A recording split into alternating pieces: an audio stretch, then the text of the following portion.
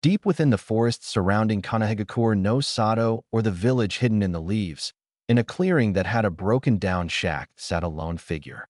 The figure had blonde hair and blue eyes with strange whisker-like marks on his face. He wore a bright orange jumpsuit with blue trimming, and on his head was green goggles.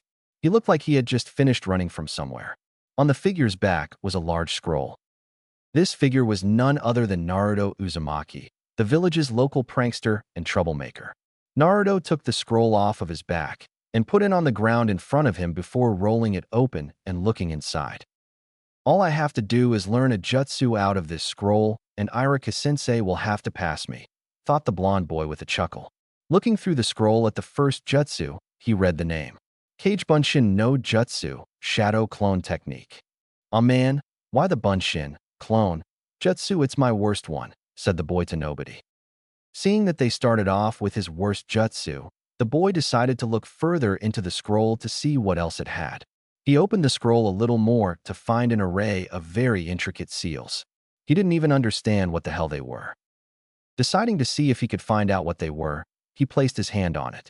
As soon as he did, however, he felt a bit more tired than he was before.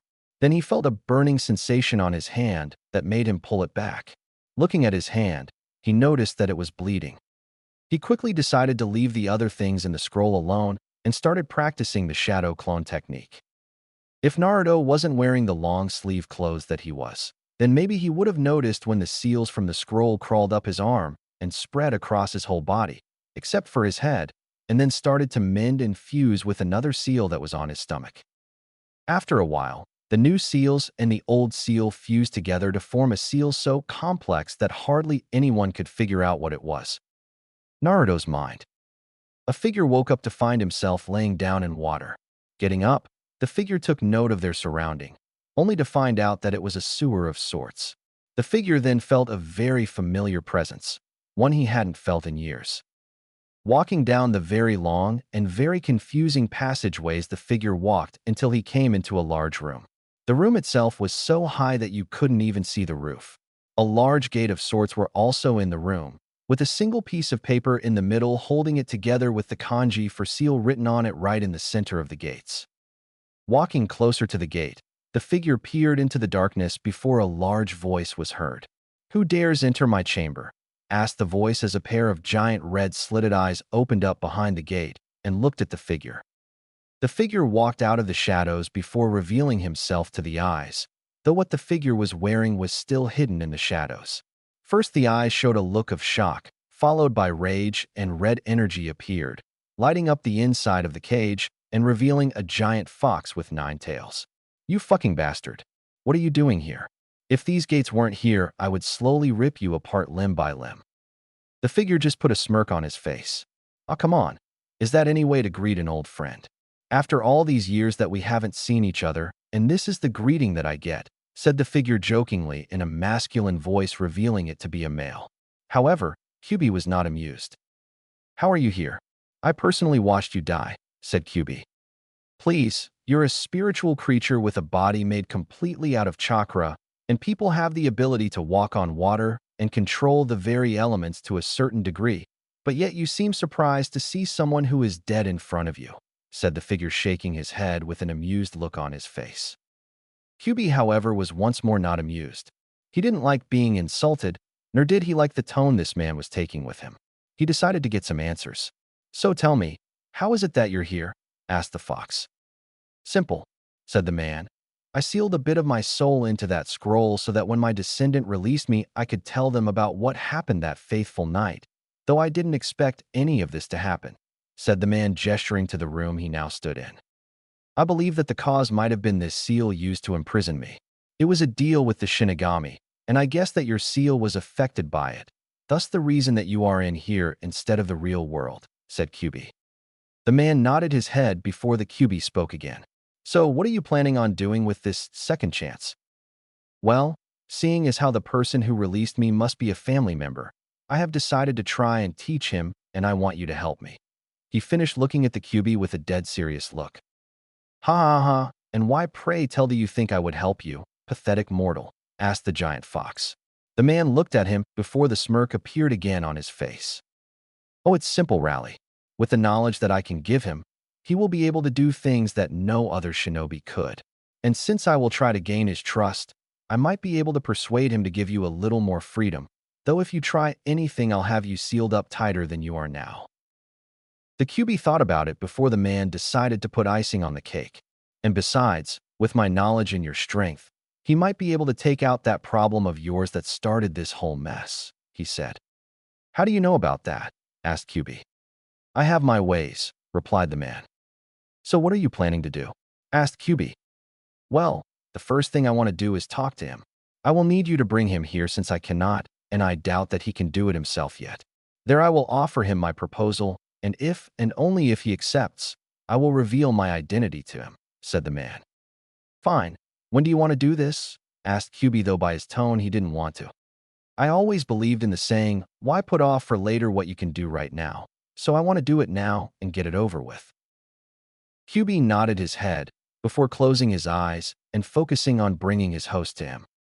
Naruto had just finished kicking Mizuki's ass and was walking towards Irika-sensei, who had fallen unconscious. About halfway there, he felt a tugging sensation in his stomach before everything around him went black.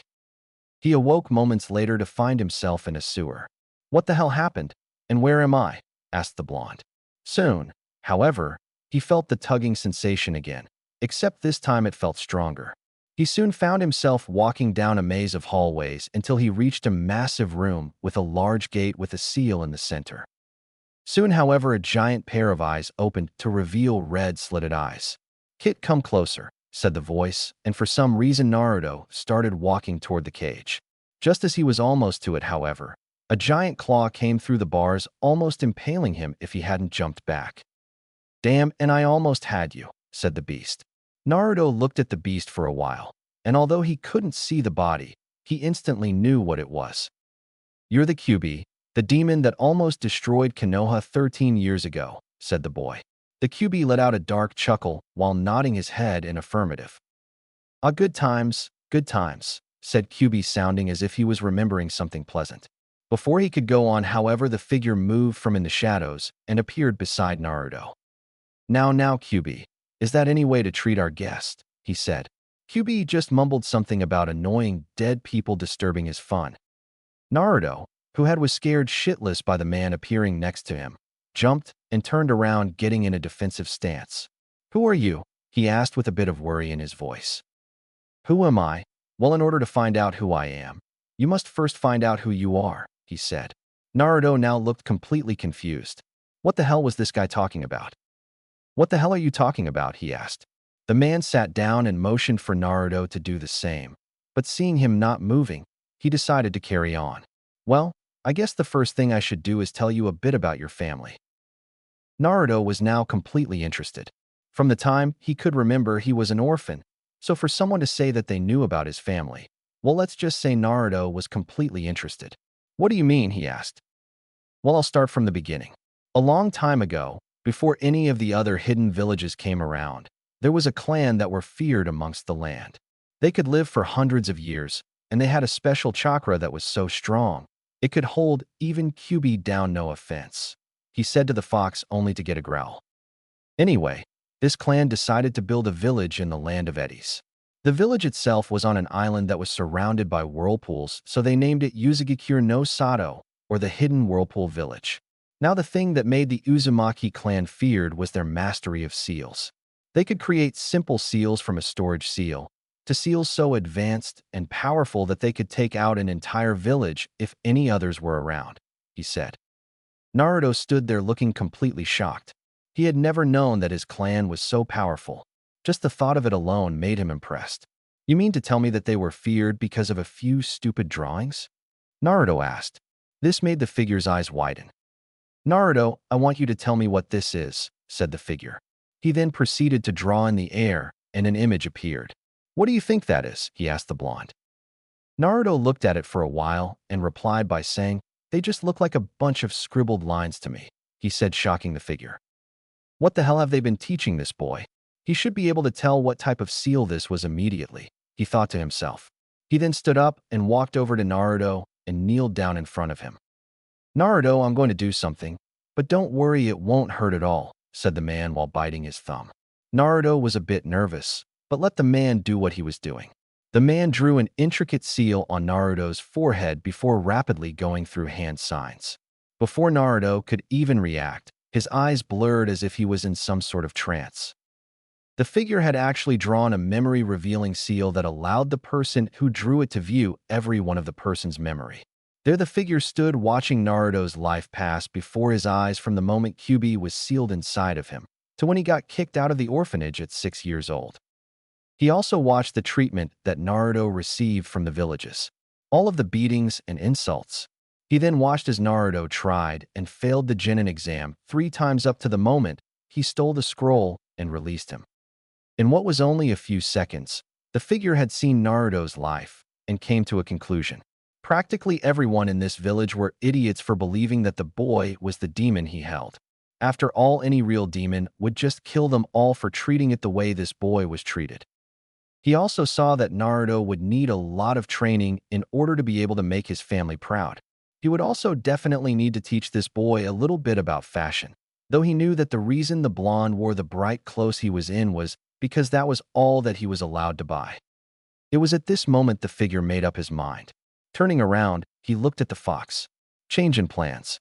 We have to get him away from this village if we want him to become strong enough. Naruto was shocked.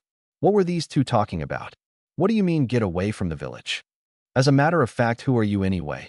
Asked the blonde. The figure, who surprisingly was still hidden within the shadows, decided to tell him of his plans. Naruto, I am going to ask you a question and I want you to answer it. According to your answer, I will answer your second question, he said. Naruto hesitantly nodded.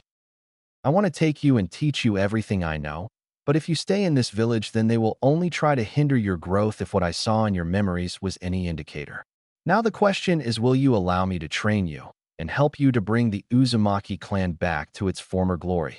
He asked, since when he had saw Naruto's memory, he had also seen Kyuubi's memories and found out certain facts about his previous host, along with the fact that Yuzu, Whirlpool, was destroyed. Seeing that Naruto was still hesitant, he decided to give him a bit of reassurance.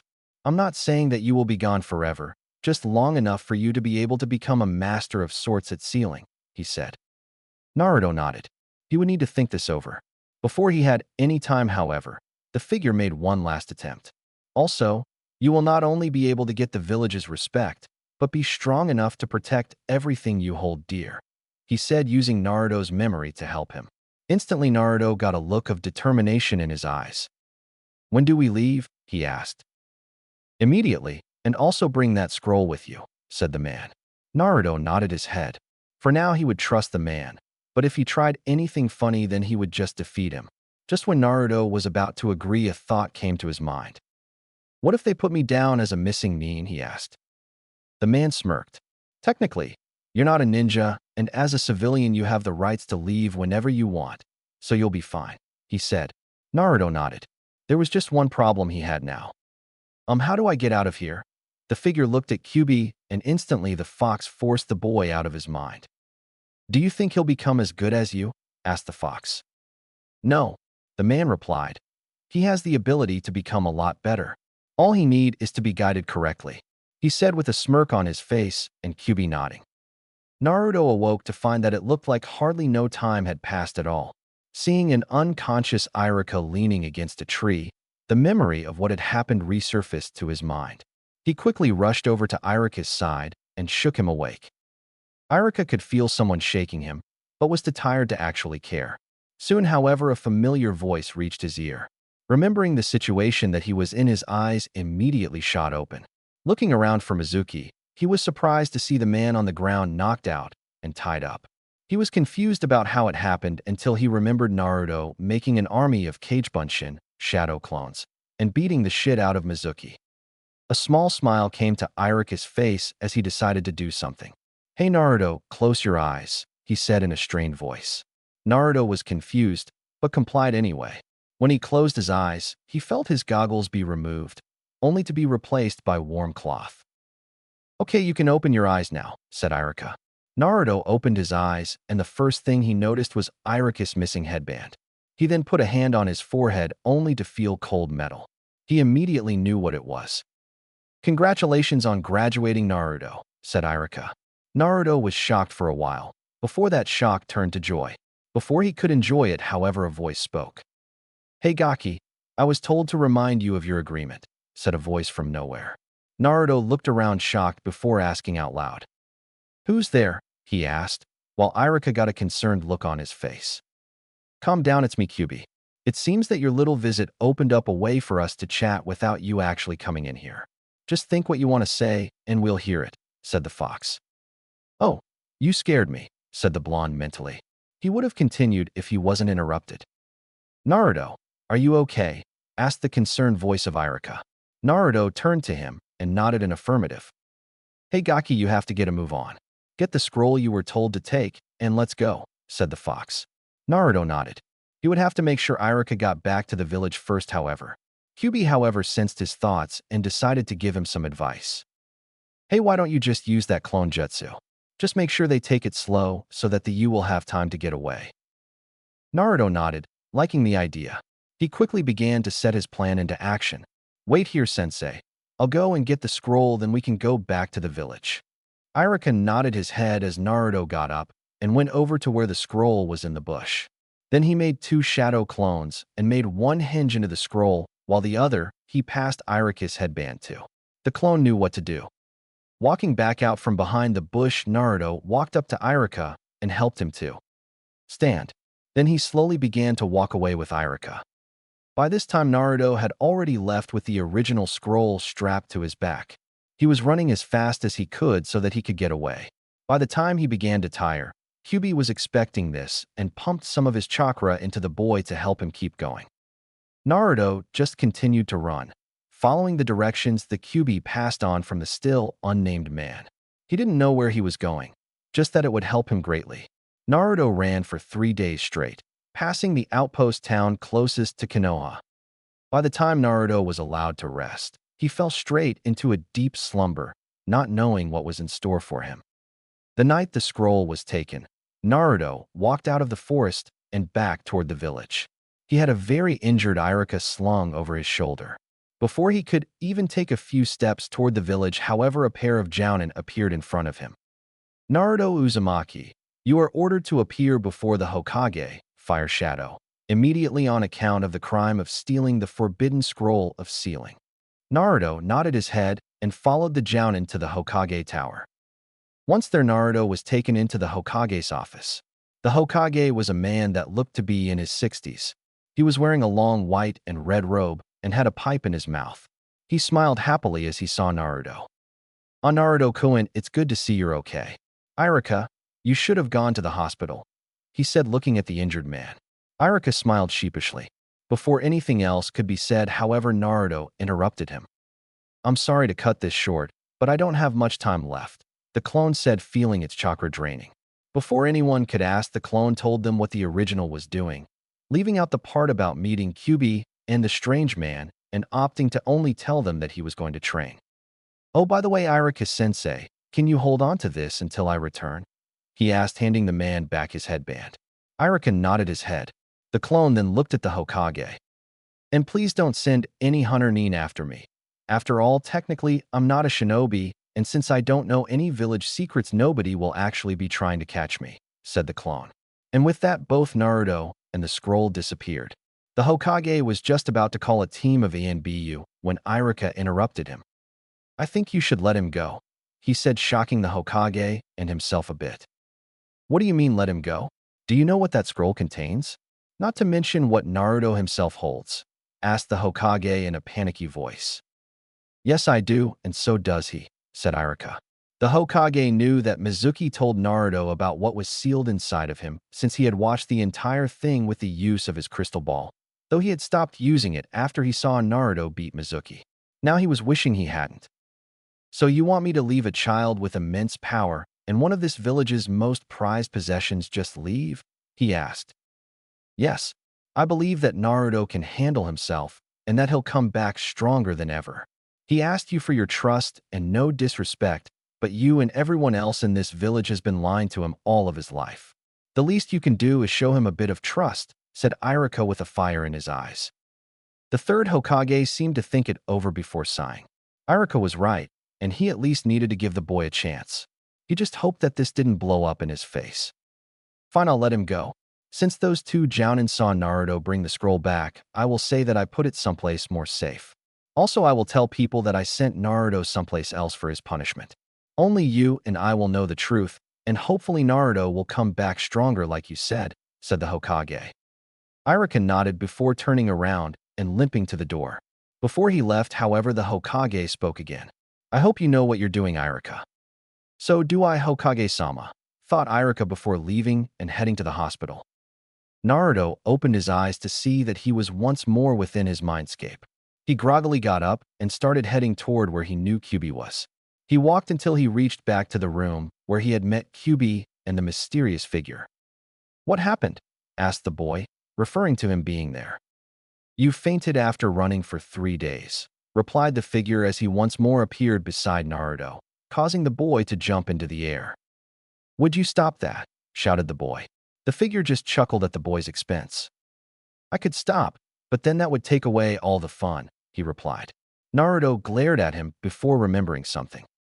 Hey, you said that you would tell me who you are according to what I picked, so will you tell me? Asked the blonde. The figure looked towards the Kyuubi before the beast spoke. You might as well. This way he'll trust you a bit more, and it may also inspire him to train harder, said the fox.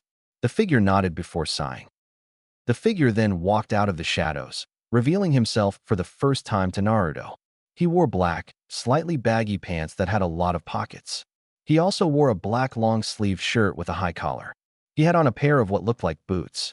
Over all of this, he had on what looked like red samurai armor that had a large black spiral on the back. Also strapped to his side was a broadsword with a red hilt. He had green eyes and red hair that reached down to his lower back. He looked no more than 30. Naruto stared at him in wonderment. Naruto thought he looked completely badass. My name is Akado Uzumaki. Naruto's eyes just widened at this revelation. Wait, you're an Uzumaki? Asked Naruto with hope in his voice. The figure just nodded. Of course I am. How do you think I knew so much about their history? He asked. Naruto felt joy at this revelation. He never had a family before, and to know that one was so close, even if it wasn't the real him, made him feel happy. Naruto looked over Akado once more before smirking. Wow, you look so cool. But what's up with the armor? Asked the little blonde. Akado just chuckled and replied. Back in my days, this was the ideal thing for shinobi to wear, replied the figure. How old are you? Naruto asked. Technically, I'm only 33, but by what I gathered from you and Kyuubi's memories, well, let's just say that I'm quite old, said the figure. Naruto nodded his head before another thought entered his head. Wait, I know that the Yondaime, 4th Hokage sealed Kyuubi into me on the night that I was born, but what I don't understand is how you got here, asked the blonde while pointing at Akado. Well, it's simple. You see, a few years back when I was in a battle, I was beaten badly and was close to death. So before I died, I sealed a bit of my soul inside of that scroll that you stole. But only one of my descendants or someone with the same type of blood and chakra as me could release me, he said. Naruto nodded before he continued. Now you see, I was supposed to just come back as a spirit or a ghost if you will, but the seal that is holding Kyuubi's spirit seemed to have fucked up my seal, thus putting me in here as well. Now, however, I have more time and I can actually help you with training. Akado finished. Naruto nodded his head before the last thing Akado said registered in his mind. Training. He quickly jumped up. You're going to help train me? He asked excitedly. Of course, both me and Kyuubi. Akado replied, gesturing to the fox. Kyuubi just let out a grumble before nodding in affirmative. Really, what are you guys going to teach me? Asked an excited Naruto. Akado thought about it for a while. Truthfully, he had never trained anyone before, so he didn't actually know where to begin. Kyuubi, sensing this, spoke up. Well, the first thing we're going to have to do is get you to be a bit calmer. You're too energetic. Most of that energy could be put to better use, said Kyuubi. Naruto thought about it. But if I do that, then nobody will notice me. I have to be loud to get noticed, but soon everyone will have to acknowledge me when I become Hokage, said Naruto in a sad voice. The Kyuubi just let out a sigh. Kid, let me give you a piece of advice. Stop giving a shit about what others think of you. Because you wanted everyone's acknowledgement, you created a mask of sorts. You started acting all loud and stupid, and soon nobody could tell the difference between your mask and your real self, not even you. Akato nodded his head. What he's trying to say is stop fighting to get acknowledgement. Just become the greatest shinobi you can and let your true self be seen. To hell with who doesn't like you. You just make sure that when the time comes you prove them all wrong, said Akato. Naruto thought about it. They were right. He was always fighting for people's attention. He had also hid his true emotions behind a mask and started acting like a happy-go-lucky person. All of the pranks, the loudness, the bright colors, though he didn't really have much choice in that. All of them he did to get attention. Well, no more. Naruto looked up at the Kyuubi in front of him. Kyuubi noticed the change instantly. The kid would no longer try and win the approval of others. If they didn't like him, then too bad. From now on, he would work to protect those that truly acknowledged him and not take anyone else crap. He looked up at the two with determination in his eyes. When do we begin training Akato-sensei, Kyuubi-sensei? He asked. Akato just smirked at the change that had come over the boy. Well, we should be reaching our first destination in a few hours, so for now I want you to meditate to help control your emotions. You'll need it for what I have planned to teach you, said Akato. Naruto, without any complaints, just nodded and sat down on the floor like how he had seen others do it. He sat there for a while before remembering something. He didn't know what the hell he was supposed to be doing, since he had been thrown out of class on the days they were covering meditation. I don't know what I'm supposed to do, Naruto said with a sheepish look on his face. The two there stared before Akato remembered that Naruto had gotten kicked out of class. He saw Naruto's memories. He sighed before walking over and sitting down in front of the boy. Well, in order for you to meditate, you must clear your mind. Don't focus on anything around you. Just try to clear your head and listen to your breathing. Calm both your body and mind and allow yourself to relax. And you can also try letting out your chakra in little pulses in rhythm with your breathing. This will help with both chakra control and sensing others, finished Akato. Naruto just nodded and began trying to do what he was just told. A few hours later, and Naruto had almost gotten meditation down. Though it was hard, he was beginning to get a grip on it. Well, I think that your chakra should be back to normal levels, so you can get up now and continue heading east, said Akato. Naruto nodded before vanishing. After he was gone, Kyuubi looked at Akato. So when are you going to reveal who you really are? He asked the man. Akato just sighed before answering. He's not ready yet. When the time is right, I will reveal my true identity and explain everything to him, said Akato. At that moment, his concentration slipped, and a head of blonde hair was revealed before he quickly regained control and turned back into a redhead. Kyuubi just sighed. He didn't really care if they were lying to the kid. He just hoped that when he found out that he would take it okay. Little did Naruto know that Kyuubi was leading him where to go, not Akato. They just did this because Kyuubi knew where the Uzumaki bases were, but Naruto trusted Akato more and so would follow the directions if he thought it was coming from him. Naruto awoke to find himself in a forest under a cool tree. This must have been where I passed out, thought the blonde. He got up and looked around before stopping. He didn't know which way was east. He was about to ask, but Kyuubi beat him to it. It's to your left, he said while thinking of ways to help the boy be able to tell direction. Naruto mentally thanked the Kyuubi and headed off. Hey Akato-sensei, you said that we should be reaching our first destination soon. Does that mean that we'll be going to a lot of places? Asked the blonde. Akato, who still wasn't strong enough yet to speak to Naruto, allowed Kyuubi to relay it to him. He says that we will be going to 3 places before we go to the final and most important place. And according to how fast you learn what you're supposed to, the faster we can move on, said Kyuubi. Naruto just nodded and kept heading east. A few hours later, Naruto stopped in front of an old, broken-down-looking town. The buildings were all small and needed repairs and new paint jobs. Naruto slowly started to walk through the town. There were only a few people in the town, and from the looks of them, they didn't have much except for maybe the clothes on their backs. He looked around and couldn't help but feel sorry for these people. Where are we? Asked Naruto. This is Kyoki Village.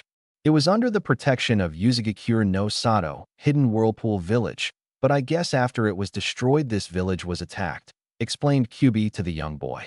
Naruto nodded his head before walking forward through the village. As Naruto was walking, he noticed all of the villagers looking at him with fear in their eyes. Why are they looking at me like that? He asked. It's most likely that you're a stranger and they don't seem to trust strangers much around here, said Kyubi. Well, why doesn't the Leaf or one of the other villages help them? Asked Naruto. It's because these people are of no concern to them. One thing you must learn is that all of the villages aren't as righteous as you might think. This village has nothing that interests them, so they just ignore it, explained Kyubi once more. But how can they just ignore these people? Asked Naruto. The same way they used to ignore you, said Kyubi. To them, these people are just a bunch of scum that they don't need to waste their time with. By this time, Naruto had stopped and was shaking with anger. How could any of the major villages allow this to happen? He was sure they had enough power and money to help these people, but instead they chose to ignore them, even the Leaf. Well, no more. He was going to help these people any way he could. Just as he started thinking about how to help these people, he heard the sound of horses. He had come out of his little trance in time to see a group of about 20 men arrive in the village. All of the men wore black pants and shirts with different from swords to spears attached to their person. Each of them were also very unkempt, and although they were very far away, Naruto could smell the stench coming from them. Each of them also wore a pair of black sandals, and their horses were black. He watched as the people started backing away from them with a look of even more fear in their eyes than before. He saw the man in the middle of the group, apparently the leader, get off of his horse and walk into the village. The man looked around at the people before speaking. You know what we're here for, so hurry up and bring forth our payment, said the man. We don't have it. Business here is very slow and we barely make enough to feed ourselves, said an old man in the crowd. Well, that's too bad. You don't have the money, so I guess you won't be able to pay the boss for the wonderful protection he gives this pathetic village, said the man. Although he was fast, Naruto was a lot faster and noticed him pulling his katana, which was strapped to his side, from its sheath and went to stab it through the villager closest to him. In that instant, Naruto appeared by his side holding the man's hand and stopping him from piercing his sword through the woman. Everybody was shocked, but none more than the man in black. He was the second in command of this gang because he was the second best, but to have this little stupidly dressed kid try to upstage him, well, that wasn't going to happen. He tried to backhand Naruto, but his attack was dodged effortlessly by the blonde, followed by Naruto performing a spin kick, sending the man back towards his group. Although the man quickly jumped back up, Naruto could tell his attack had a big effect on him. Do you know who I am? I am Karai Asamo, second in command of the Black Bandits. No, this is not a racist joke since I am black, it just sounded like a good name. And you either don't know who I am or you just have a death wish. Though if you live here, then it's obviously the latter. Naruto just stood there looking at him angrily. So I guess you do want to die? Boys teach this little brat who he's fucking with, said Karai as four men jumped off their horses and rushed Naruto with weapons raised. Naruto wasn't as stupid or as full of himself as most people thought. He knew that his taijutsu sucked, but compared to these guys he could be considered a master. The first man pulled out a spiked club-looking weapon and swung at Naruto's head, though he missed as Naruto dodged to the side, and as the man ran past he punched him in the jaw, getting a satisfying crack out of it. While this was happening, the second and third men rushed in from both sides. Naruto, seeing the movement from the corner of his eyes, dodged the punch from the man on his left and ducked under a spear swing from the one on the right. Then Naruto spun around while pulling a kunai from his holster and stabbed at the man on the right's leg, immobilizing him and causing him to scream out in pain. All the other men were so shocked that they weren't prepared for when Naruto spun around and threw the kunai at the other man. Luckily for the man, he dodged, but unluckily for Karai, the kunai was heading right for him. He managed to move to the side a little bit, but the kunai still managed to catch him in the shoulder. Screaming in pain, the other gang members decided to retreat, and, after collecting the wounded, they sped off on their horses. Naruto just stood there until he was sure they were gone, then let out a sigh. He had never been in a fight like that, nor injured anybody like that. As he turned around, he found the woman who was about to get stabbed standing there with tears in her eyes. Before he could say anything, the woman rushed him and almost crushed him in a hug while thanking him over and over.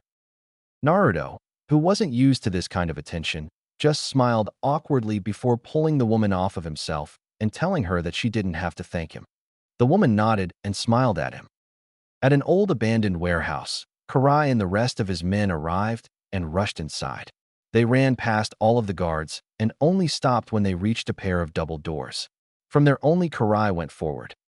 The room was set up like an office/bedroom with bookshelves and a desk with chairs. There was also a bed and a few drawers and dressers.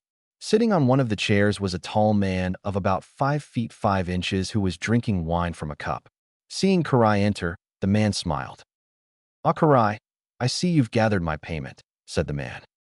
"No, boss, we ran into some problems," said Karai. At this, the man inspected Karai more carefully and noticed him holding his shoulder with blood dripping from it. "What type of problems?" asked the man. "Well, you see, there was this kid, and he kind of stopped us from getting the money," said Karai. The man looked at him silently for a while before bursting out laughing. "Ha ha ha. Karai, you always knew how to make me laugh, but this is no joking matter," said the man with a smirk on his face. "I wasn't joking, sir. He was good. I mean, he took down the guys like they were nothing. I think that he might be a ninja, though he wasn't wearing the symbol to any village," said Karai in a pain-filled voice. The man got a serious look on his face.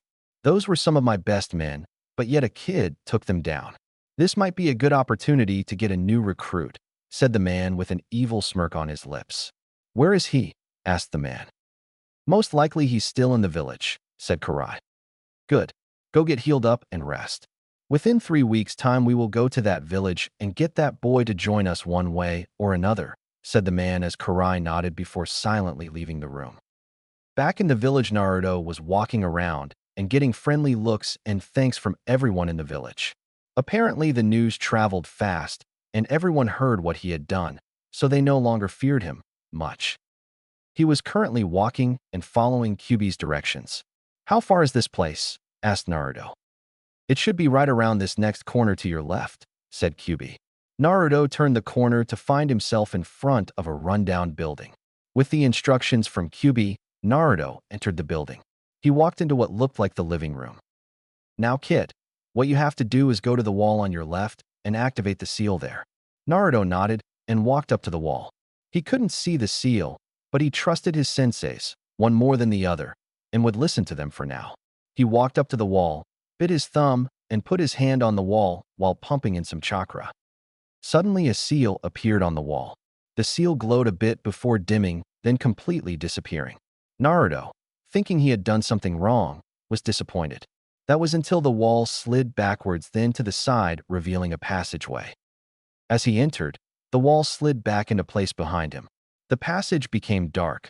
Well, that is until seals appeared on the wall, lighting up the way. Naruto slowly walked down the path until he reached a large door. He walked up to the door, and it immediately opened. Naruto's eyes opened in amazement. He was now standing in some sort of underground base of sorts. He looked around to see a lot of passageways heading off into many different directions. Directly in front of him was a large banner with the Uzumaki swirl. He quickly asked where he was. "This is one of you family's hideouts of sorts. Now we need you to come in here to get your training schedule," said Kyubi. Naruto nodded, then sat on the floor and began meditating. Soon he found himself in the familiar sewer in front of the cage. "So what will we be doing?" asked Naruto when he appeared in his mindscape. "Well, the first thing you need to do is go to the armory to pick up something. But first I want you to make as much clones as you can," said Akato. Naruto nodded and left to do as told. As soon as he came out of his meditative state, Naruto crossed his fingers for his favorite jutsu. "Kage Bunshin no Jutsu," said Naruto as he created almost 600 clones and didn't feel as much strain on his chakra like before. "What happened?" asked Naruto, seeing what he had done. "That is the result of your meditative training. As you continue to train your chakra, jutsus will become easier for you to do, and you will also increase your chakra capacity along with a few other things," explained Kyubi. "Sweet," was Naruto's reply. "So what do you want me to do with the clones?" he asked. "Well, I want 200 to spread out and explore the base. I want them to try and remember everything that they could. This will help you to be able to learn your environment faster and easier," said Kyubi. "Why have the clones do it? I mean, I don't see how this is going to help me," said Naruto. "Let me give you a tip about this jutsu. Whatever your clones learn, you automatically learn when they dispel along with any other clones. Also, any chakra the clone has comes back to you." Naruto was shocked. He didn't know any of that. He smirked as he looked back at the clones waiting for orders. Well, what are you waiting for? 200 of you start exploring the base, said Naruto. The clones nodded before the desired amount went to do as told. After that was done, Kyubi went on. Good. Now I want the other 400 clones to go to the library, which should be around the hall, and start memorizing every book in there until you can quote them by memory alone, said Kyubi. Oh man, why? I don't see how that'll make me stronger. Why, Naruto? Kyubi just sighed. You idiot. To become truly strong, you must have both physical and mental strength. Take your village's Yondaime, for instance. He wasn't just strong, he was smart also. That helped him to become Hokage, said the fox. Naruto just sighed before replying the message to his clones. Although they whined, they went to perform their task. Naruto then walked in the direction given to him and arrived at a pair of double doors that had numerous seals on them. Naruto pushed the doors open and was shocked by what he saw. This was obviously the training room, since weapons of every kind decorated the wall. Also, there was a large sparring area in the middle of the room with tons of bookshelves with scrolls lining the walls. There were also 2 other doors, one straight ahead of him and one on his left in the room. Now go to the room on your left. Naruto did as told and found himself in a room filled with training gear. He listened to Kyubi and went toward a closet. Opening it, he found it was filled with training outfits and gear. He grabbed some bandages from the closet and wrapped them around his hands and feet. Good, now perform the ram seal and place some chakra into the bandages. Naruto did as he was told and soon found himself face down on the ground. What the hell is happening? Asked the blonde. Well, those are your family's weights. Thanks to their mastery of seals, they were able to make seal weights so they could release them instantly, and they would be practically unnoticeable. Well, why are they so heavy? Asked Naruto as he struggled to get on his feet. Well, that's because the seals adjust to your body size. Normally, you would have started wearing your weights from you were about 5 if you had lived here, but you didn't, so, said Kyubi, trailing off at the end. Naruto, after finally being able to get to his feet, started trying to walk around and found it quite difficult. Don't worry, your body will begin to get used to the weights soon, and then you can move on, said Kyubi. Naruto nodded and continued trying to move around. After a while, it became a little bit easier to move around. Seeing that Naruto was exhausted, they decided to let him rest up. So giving him directions to the sleeping quarters, they watched as Naruto crashed onto the bed and was out in seconds. In Konoha, things were moving along very smoothly. Everyone seemed to be happier for some reason, and that reason was simple. They had heard rumors that a certain blonde had been sent away from the village, and, although it was only for an untold amount of time, they were happy. Inside the academy, the students were all chatting happily while waiting to see which team they would be on, though most of the girls just wanted to be on the same team as Sasuke Uchiha, the Rookie of the Year. This was the scene that Iruka walked into. All right, everybody quiet down, said Iruka, but the students weren't paying any attention to him being more excited about graduating. A tick mark appeared over Iruka's head as he used his big head jutsu and screamed at the class. Shut up. The entire room instantly went quiet and paid attention to the teacher in front of them. Then Iruka went into a speech about them finally becoming ninja and how they were still at the bottom of the ladder since they were the lowest rank, Genin. He then went on to call the list of teams. Team 1 will be, same as in canon. Team 7 will be Sasuke Uchiha, Sakura Haruno, causing a loud yell to come from Sakura, who was celebrating.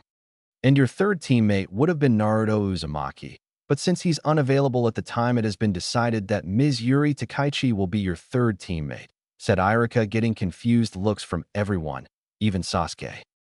But Iruka-sensei, Naruto didn't pass the graduation exam, so how could he have been on our team? Asked Sakura. Iruka, however, was prepared for a question like this and decided to answer with the excuse that the Hokage had come up with. Well, you see, Sakura, Naruto had purposely failed the graduation exam in order to help us weed out a traitor, said Iruka. You're telling me that he had failed to help the village catch a traitor? Yeah, right, that idiot couldn't do anything right, said Kiba Inuzuka, with a smirk on his face as the rest of the students nodded in agreement. Iruka, for the most part, just chuckled. Actually, Kiba, if we look at Naruto's performance in his graduation test, he actually scored the highest out of everybody in the ninjutsu test, said Iruka, which was actually true in a way. At this, the whole class erupted in denial, especially the Sasuke fan club who didn't want to believe that Naruto, the dead last, had beaten Sasuke, the Rookie of the Year, in any part of the test. Iruka once again had to use his big head jutsu to quiet the class down. Once everything was settled, he spoke. Look, you can deny it or whatever, but the fact is that Naruto is a ninja of this village, said Iruka. Well, where is Naruto? I heard that he was sent away from the village for an unknown period of time, said Ino Yamanaka. Iruka decided to answer with a half-truth. Well, at the moment, you can say that Naruto is on a mission that doesn't have a specified time period, meaning it could take days, weeks, or even months to finish, said Iruka. Once again, the class erupted with outrage, and Iruka once again had to silence them. But we just graduated. How the hell did he get a mission so fast when he hasn't even been placed on a team yet? Shouted Sakura. It's because this is a mission that only Naruto could do, and he has to finish it before he can be placed on a team, said Iruka. And for the third time, the class went into an uproar while asking Iruka questions. Look, the more time you waste here, the more time it takes for me to list off the rest of the teams, said Iruka. The students reluctantly stayed quiet, much to Iruka's approval, though you could see they weren't happy. Where was I? Oh yeah, Team 8 will consist of, same as canon. Naruto stood panting. It was clear that he was tired, but he refused to give up. Once more, he took up his taijutsu stance that was being taught to him by Akato sensei in his mindscape. Although he was clearly tired, he was determined to not give up. He was wearing the same training clothes, except now he had a katana that he had gotten from the armory strapped to his back. Although he wasn't really good at using it, he was getting better. He thought back to the last few days of training. He had advanced his speed a bit, and thus the weights increased as well. He had also started to think things through a bit more thanks to his clones that he had reading in the library almost around the clock. The reason for this is because he had found an entire section in the library that held ninjutsu, taijutsu, jinjutsu, kenjutsu, and seal scrolls, scrolls with different types of seals and how to make them. Although he wanted to learn them all the moment he found them, he couldn't. Kyubi had given him a simple order. For every 100 books he had learned and memorized completely, he could get one scroll to learn any of the 4 types of jutsu, nin, jin, ken, and tai. However, he could take as much of the scrolls on seals to learn as he wanted. So after this, Naruto had started off with a few books that held the basics of chakra and chakra control, sealing, strategies, meditation, weapons and weapon making, and a few other things. He had made sure to have at least 300 clones in the library at a time. After a while of doing this, Naruto noticed that he could think through things better and had a better understanding of a few things. He had also started to let his clones work on some of the different forms of chakra control. All around him, you could see clones trying to walk up walls, balancing leaves to different parts of their bodies. In the door that was across from him, which was the indoor hot spring, you could also find clones trying to walk on water, though this was one of the chakra control exercises they hated most since every time they fell and they got burned by the scalding water, but thanks to the training they were able to take more damage than usual. There were also some clones playing shogi and a few other mind games that they had found around. Back to the current situation at hand, Naruto looked at the clones that wasn't doing any of the previously mentioned things. Across from him, there were at least 50 clones, whose job was to attack him with everything they had. There used to be more, but Naruto had already taken them out, thus his current condition. He stood at the ready as his clones charged as one, some pulling out kunais and shurikens, while others decided to just use their fists. Naruto got ready as the first barrage hit with everything they had.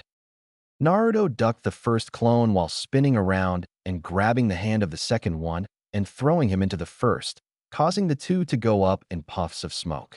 He turned just in time, while pulling out a kunai from his pouch, to block a kunai strike from the third clone. The clones backed away and decided to think their actions through more before attacking, which Naruto did as well. That's when Naruto got decided to try a technique that one of his clones had read about. It was a jutsu originally from Kumo, and was said to be very devastating when used right. Naruto quickly performed the hand signs as his clones tried to stop him, but it was too late. Raitun, Yaiba Sosha no Jutsu, Lightning Release, Blade Runner Technique, said Naruto. Instantly, Naruto slammed his palms into the ground, and if you were to look closely, you would see electricity running along them. This was one of the jutsu he had learned from the first scroll he had managed to get. It was filled with lightning jutsu from Kumo, though Naruto had no idea how it got in the Uzumaki base in the first place. As soon as his hands touched the ground, lightning, in the form of sword blades, shot from the ground heading in the direction of the clones. Some of the slower clones got skewered from the spears, while about 30 was able to escape. The area in front of Naruto was now filled with swords. Naruto, seeing no more use for the jutsu at the moment, canceled it out by moving his hands from the ground. The swords slowly disappeared. Naruto was now even more tired than before. This jutsu took a lot of chakra, and since his control wasn't all that good, despite the training, he knew he had added more chakra than he had to. Once more the remaining clones surrounded Naruto more carefully. They too were tired, but refused to give up. Two of the clones nodded to one another and charged the blonde in the middle. One went jump spin kick, while the other went for a sweep kick. Naruto, seeing the tactic, decided to end it. He jumped backward, so that the sweep kick missed, and grabbed the other clone's leg. Then from there he performed a series of jabs to the clone's stomach while it was still in the air, followed by a final chakra-infused punch, which sent that clone flying. The other clone jumped up and tried to punch Naruto, but he dodged them, although barely.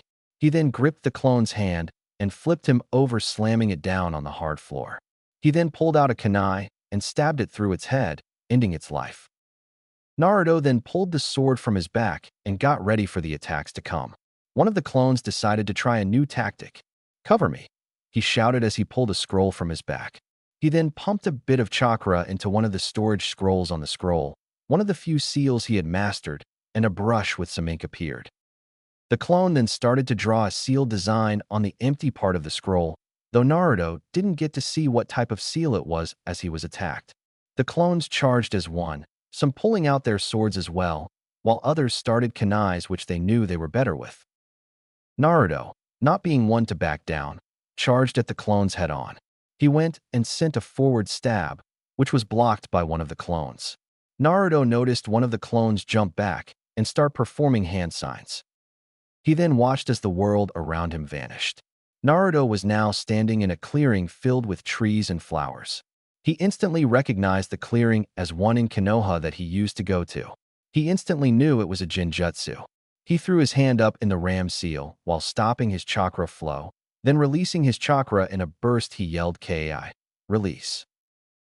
Everything automatically changed back to normal, except for the fact that two clones were about to stab him in the head.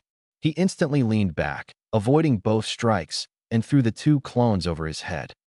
Seeing the clones still drawing a seal on the scroll, he decided to get rid of the rest of clones. Since he was surrounded, he knew the perfect jutsu, only jutsu he had so far, to use in this situation. He ran through the 23 hand signs as fast as he could and said the name of his technique while clasping his palms together. Raitun, Jabashi, lightning release, electromagnetic murder, he said as lightning chakra surrounded his hands again. The clones instantly rushed to try and stop him, but they were too late. When Naruto felt that he had enough chakra stored up, he pushed his hands away, pointing at both sides with palms open, and was surrounded by a blast of electricity. The clones were caught in the attack and electrocuted to death. When the jutsu died down, Naruto looked around to assess the damage he had done. He saw that he had taken down all except 4 of the clones that attacked, and the one who was drawing the seal.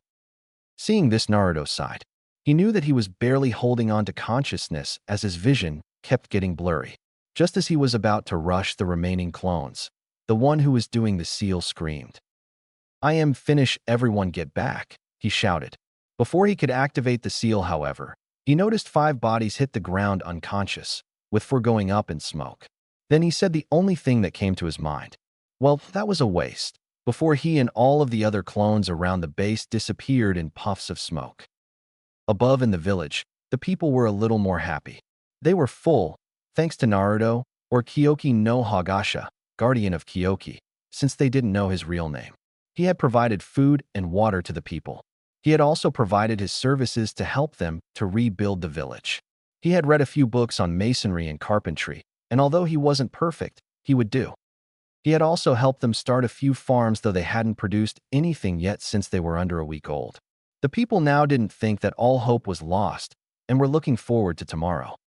Most importantly of all, he had gotten rid of the Black Bandits gang. Yep, the villagers couldn't be more happy, but of course nothing lasts forever. Suddenly, the villagers heard the sound of horse hoofs approaching. When they looked, it was clear why. At least 60 men wearing black were riding toward the village on horses. The villagers instantly knew who they were. The Black Bandits were back, and with a vengeance. As soon as they reached the town, half of the men, along with Karai, jumped off of their horses and marched into the village. "Where is the little brat that damaged my arm?" he asked the villagers who were backing away in fear. After nobody answered, he decided to get more physical. He signaled to the men who was with him, and they instantly ran into the village, capturing people and blowing up buildings. Meanwhile, the leader sat on his horse and watched with a sick grin on his face. Naruto awoke to find himself still laying on the training room floor. He looked around groggily for a bit before remembering what had happened. He stood up and walked over to where the clone was drawing the seal. The scroll, unlike him, was gone since it was a shadow clone's, but thanks to the memory from the clone, he knew what seal it was. He turned around and walked down one of the many corridors to go to the bathroom. He needed to take a bath. He walked until he came to a door that had the kanji for restroom on it. He walked in and quickly took off his clothes to get into the warm shower. He was glad that he had found this base, or rather been led to this base. The base in itself was huge. It had at least 30 rooms, 15 dojos or training rooms, 15 bathrooms, for kitchens, a giant library, some saunas, and a number of other rooms. He could live here with an entire family and more, and still have room left over if he wanted to. The fact that the seals kept the wall practically indestructible, then it was no wonder how it was still standing. There were also seals to keep the place clean, keep all of the food and other perishable items from, well, perishing, and a lot of other nifty things, and a number of these seals Naruto knew how to make. Just as Naruto was starting to relax, he heard a large explosion, followed by the base shaking a bit. Soon it was followed by a few more explosions. Naruto quickly jumped out of the shower, dried off, and hurried to get dressed. After getting dressed, Naruto rushed to the exit and opened the passageway. He ran to the village and was surprised to see all of the chaos. He ran through, all the while looking for people who might need help, but found none. He decided to see if he could sense anybody nearby. He wasn't too good with it yet, but he knew that he didn't have time to waste by wandering around the village. He calmed himself down and closed his eyes, while spreading out his chakra. It took him only a few minutes to find where everybody was. He also sensed someone there with a large chakra supply. He quickly, but quietly, snuck to the edge of town where he saw the Black Bandits had everyone tied up. He also saw the men pouring some sort of liquid over them which, thanks to his advanced sense of smell, he could tell was gas. Just as he was about to start thinking about what to do, he heard the man who he had stabbed in the shoulder speak. "Kyoki no Hagasha, come out and face us, or we burn all these people alive," said Karai while holding a lighter in his hand. Naruto, seeing all of the people in danger, decided to do as he was told. He jumped down from the building he was on and landed in front of Karai and his men. "You know, only a coward would threaten the lives of innocent people who can't defend themselves," said Naruto in a calm voice. One thing that came from meditation was that he was becoming calmer, not losing his cool as easily anymore. Karai just smiled, however, while the Kyoki no Hagasha finally decides to show himself. "You know, for a second there I thought that you had already left," said Karai. "What do you want?" Naruto asked. "It's not what I want. If it was up to me, then you would be dead, but since my boss has an interest in you and your skills, I'm forced to let you live," said Karai. Naruto once more felt the large chakra signature and looked at the man who was in front of the rest of the gang that were on their horses. "So I'm guessing that he's your leader," said Naruto, gesturing to the man. Karai looked at who he was addressing before smiling. "Very perceptive of you." "Yes, that is our fearless leader," said Karai. Naruto only chuckled. "What's so funny?" Karai asked in annoyance. "Well, if your leader was so fearless, then he would have came and faced me himself instead of letting his lackeys do the job for him," said Naruto with a smirk on his face. Karai's face instantly shifted from annoyance to anger. "Do not dare insult Leader Sama. He has no need to get his hands dirty with the likes of you. Besides, you might be good, but he's on a whole other level. said Karai as the smirk returned to his face. Well, tell your fearless leader that I'm not interested in anything that he has to offer, and that this is your last chance to leave, said Naruto with a serious look on his face. Karai just burst out laughing, causing Naruto to get angry. If you haven't noticed, I seem to have quite a few hostages that I have no problem with killing, said Karai with his smirk still on his face. Then Karai noticed the kid's eyes go glossy for a second before he smirked. I did notice that actually, and I'm already dealing with that problem, said Naruto. Oh really? And how are you supposed to do that? Asked Karai. Do you really think that I'm stupid enough to come out here without a plan? Asked Naruto. Before Karai could answer though, he heard the sound of bodies hitting the floor behind him.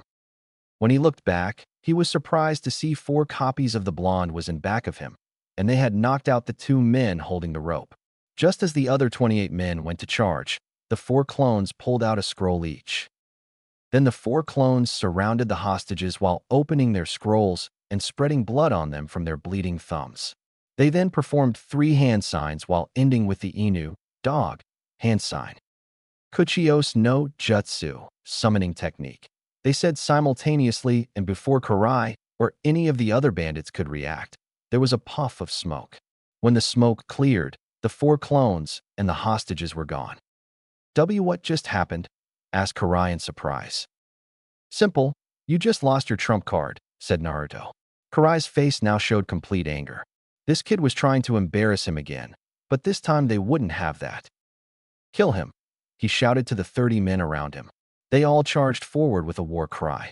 Naruto, on the other hand, just put his hand on his sword handle and waited for the idiots to get close enough. Naruto, you're gonna have to finish them for good, said the QB from inside Naruto's mind. What? Why? I can beat them, asked the boy in shock. Yes, you can beat them, but they will continue to come back and terrorize other people's lives. Imagine what would have happened to these people if you had already left. They would be nothing more than ash, said QB. I've never killed anybody before though, said Naruto with panic in his voice. Yes, I know, and the first kill is never easy for humans, but this is the only way that these people can live in peace, said QB. I don't know if I can, said Naruto. But you must. I'm not telling you to become a heartless killer, though I wouldn't mind, but rather I'm telling you that there is a time and a place for a true shinobi to kill. And this is that time and place, finished QB. Naruto thought about it, and had to admit that QB was right. He had let these guys go before, but they had still returned and almost killed everybody. He couldn't let them continue to run around and hurt more innocent people. So the time came where Naruto Uzumaki killed his heart and became a true shinobi. Looking at the people charging at him, Naruto took a calming breath.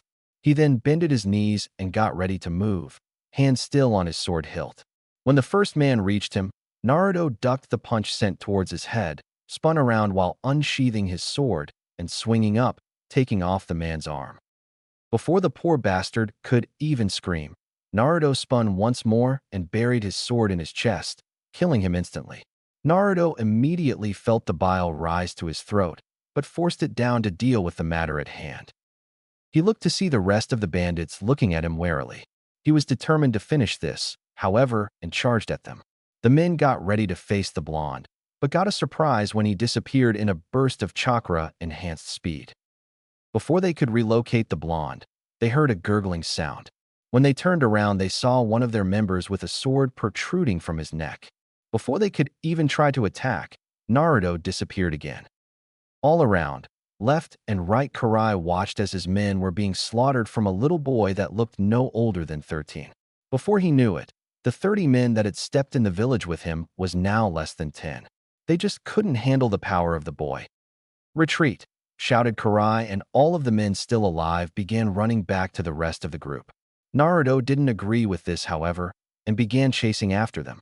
2 of the men decided to sacrifice themselves so the others could make it, but it was in vain.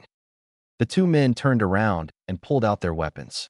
When Naruto was in front of them, they swung, but missed as Naruto turned around and ducked into the splits while sliding backwards on the ground and past the 2 men. He then took his sword and swung, cutting the legs of the 2 men off of their bodies. He then jumped up and continued his pursuit, leaving the men to bleed out. He rushed up behind another man and performed a twister flip over him, cutting his head off. As he rushed behind them, he continued to cut down their numbers until only Karai was left. Just as he disappeared and appeared above Karai, ready to stab him through the chest, his blade was intercepted by another. Naruto then noticed a kick headed toward his head, but he jumped back in time to avoid it. From a safe distance, Naruto looked at the person who had attacked him. He wasn't too surprised to see that it was the leader of the group. From where Naruto stood, he could finally get a good look at him. The man wore black pants with a lot of pockets. He also had on a black armored vest-looking shirt. He also wore black gloves which almost came up to his elbow. He wore some sort of face mask that had a metal top, which showed a Kiri, mist, forehead protector symbol etched into it with a scratch. Around his neck was also a scarf and the sheath for his sword was strapped to his back. 1. "So you're the leader of these idiots?" asked Naruto unemotionally. He knew that if he let his emotions out now that he would lose focus and be killed. "Yes. My name is Ryu Hayabusa, by the way, also known as the Singular Super Ninja, for my abilities, though it shows good manners if you were to give your name as well," said Ryu. Naruto thought about it for a while before deciding that there was no harm in telling the man his name. "I'm Naruto Uzumaki," says the boy. At the sound of his last name, Ryu's eyes widen. Uzumaki, as in the Uzumaki, the clan that was worldly praised for their mastery of seals. "The very clan that was wiped out about 35 years ago?" asked Ryu. At Naruto's nod, he continued. "Well, I thought all of you were wiped out, but it would appear that some survived. Tell me, are you as good as the legends say?" he asked. "Well, first of all, I am the last one left, at least that I know about. And for your second question, well, I guess we'll just have to find out. Though maybe we should take this fight somewhere else since this area is too cramped," Naruto said. Ryu nodded and the two took off into the forest around the village, leaving the rest of the gang to catch up. "Are you ready?" asked Naruto while crouching down and holding his sword behind him in a reverse hold. The two had found a nice big clearing in the forest to fight. "As ready as I'll ever be," replied Ryu, as he got into his stance. The two ninja stared each other down, both ready for the fight to come. Soon the two noticed a leaf from one of the trees blow by, and when it touched the ground, like an unknown signal, the two charged each other. Ryu was the first to attack with a downward diagonal swing, which Naruto blocked by bringing his sword up in the same fashion. The two jumped back and Ryu started making hand signs. Seeing this, Naruto got ready and, after sheathing his sword back to his waist, performed his own hand signs since he knew it was a water jutsu. "Suetun, Suryuden no Jutsu, Water Style, Water Dragon Blast Jutsu," shouted Ryu. "Doton, Dorihiki no Jutsu, Earth Style, Earth Wall Jutsu," shouted Naruto as Ryu's water dragon, though it was weakened due to there being no water source, charged towards him. As soon as Naruto finished his hand signs, he spat globs of earth from his mouth, thus creating his earth wall and protecting himself. "I hate that jutsu," said Naruto as he tried to get the taste of mud out of his mouth. One of the many things that he was happy about was his ability to use any elemental jutsu, though since wind was his main chakra alignment, it was very hard to learn to use the other elements, especially lightning, hence the reason it drained him so much. "Very impressive for one your age," said Ryu in a complimentary voice. "Tell me, what rank were you before you became a missing nin?" he said. "Actually, I'm not a missing nin. I left with permission, or at least I hope I did, and I had just passed the academy exam," said Naruto, to which Ryu showed shock. If his eyes were any indication, the rest of his face is covered. "A new graduate with this kind of skill. Your village must train you guys into the dirt," said Ryu in shock. "Actually, no. I trained with two of my senseis after I left the village. They helped me to get this strong," said Naruto, who was still trying to hold back his emotions. "Well, while you are skilled, I am better. You see, I was an elite jounin when I left, and since then I have only gotten stronger," said Ryu, shocking Naruto this time. "Kid, while I'll admit you're good, you aren't ready to face someone on this guy's level yet," said Kyubi, much to Naruto's annoyance. "Don't you think I know that? But since there's no running now, I'm gonna have to pull out all of the stops," said Naruto. "Use everything you have learned so far, and good luck, kid," said Kyubi. While the demon fox wouldn't admit it, he had started to take a liking to his container and would hate to see him die, especially since he would die as well. "Thanks, Kyubi-sensei," said Naruto as they cut off their mental link. Naruto then took in a deep breath once more and got ready for the fight of, and for, his life. I see that you're ready. Such a shame. I could have used someone with your skill. You could have had everything, money, women, and power, but instead all you'll get is an early death, said Ryu in a calm voice. You know something? Asked Naruto, which got Ryu's attention. You talk too much, finished the blonde as he disappeared in a burst of speed, having released the 350 pounds of weight that held him down, 100 on each leg, 50 on each arm, and 50 on his chest, and appeared next to Ryu seconds later, performing a quick double jab to the stomach, uppercut to the chin, sending Ryu up in the air, followed by a spin kick to the stomach, sending him backward. Ryu got up quickly, however, with a very angry look in his eyes. You little shit. You surprised me there, but this is where you learn your place, beneath my feet, seethed Ryu after being caught off guard. Ryu, deciding that it was his turn to attack, rushed Naruto with a speed that was greater than his and punched him in the jaw, sending him flying by the force alone, thanks to Naruto's surprise. He then followed up by grabbing Naruto's leg, pulling him back, letting go of the leg, and, as Naruto's body flew past him, performed a spin kick that connected with Naruto's stomach. Naruto got up slower than he would have liked. The strength behind Ryu's blows were incredible. The only way he could match that strength at the moment was to apply chakra to his arms and legs. Finally getting up, with both feet firmly on the ground, Naruto wiped a bit of blood that was on his lip. He knew that, if it wasn't for Kyuubi, he would have had a lot of bruises if he survived this. He then got into a relaxed stance. Ryu, seeing Naruto's posture, thought that he had given up, seeing that he was outclassed. He smirked at this and, after pulling his sword once more, charged at Naruto to end it. He pulled his sword back and shot it forward, trying to stab Naruto, main word being trying. Just as the sword was about to stab Naruto in the chest, he dodged to the side, spun around Ryu where he was now facing his back while unsheathing his sword, and sliced down, leaving a cut from Ryu's right shoulder to his left hip. Ryu, feeling the pain from the attack, yelped in pain and jumped away from the blonde. He looked to see Naruto once more in a relaxed stance. He readied his weapon, but this time he thought about what he was going to do. After making a plan, Ryu rushed forward and did a feint to the left before swinging his sword to the right, but was surprised when Naruto's sword blocked his own. Naruto then pushed him back with his chakra-enhanced strength and charged at him, performing fluent, but not flawless, Kenjutsu katas that actually forced Ryu back. Once more Ryu retreated by jumping back a bit and looked at the boy in a new light. Obviously, this was a taijutsu style that involved using your opponent's attacks against them, but you couldn't tell what the user was going to do since they didn't move until the last minute. Risky, but so far effective. When Ryu was about to charge once more, Naruto interrupted him by speaking, voice emotionless. You wouldn't happen to be one of the famous Kiri no Shino Bigatena Nananin Shu, 7 shinobi swordsmen of the mist, would you? 'Cause if you are, then everything that I have read about you is wrong, said Naruto. And why is that? Asked Ryu, getting annoyed. Because you're weak. If you were one, then I'm completely disappointed in your skill level, replied Naruto, trying to get Ryu mad. It worked perfectly.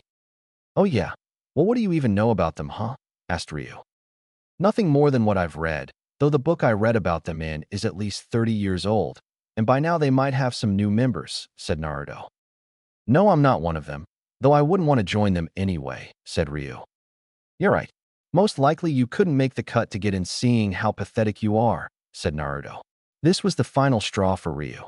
There was no way that he was going to just stand here and be insulted by a genin that just graduated. Naruto, seeing the anger in Ryu's eyes, got ready for the attack, and at the perfect time too, seeing as how Ryu charged him like a man possessed.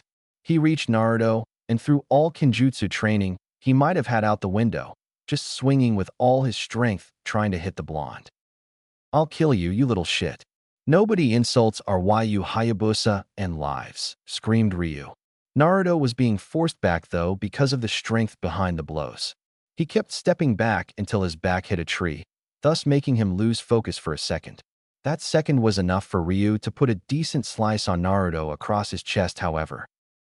Naruto put his hand over the wound to try and stop the bleeding for the moment, but Ryu wasn't intending on giving him that moment.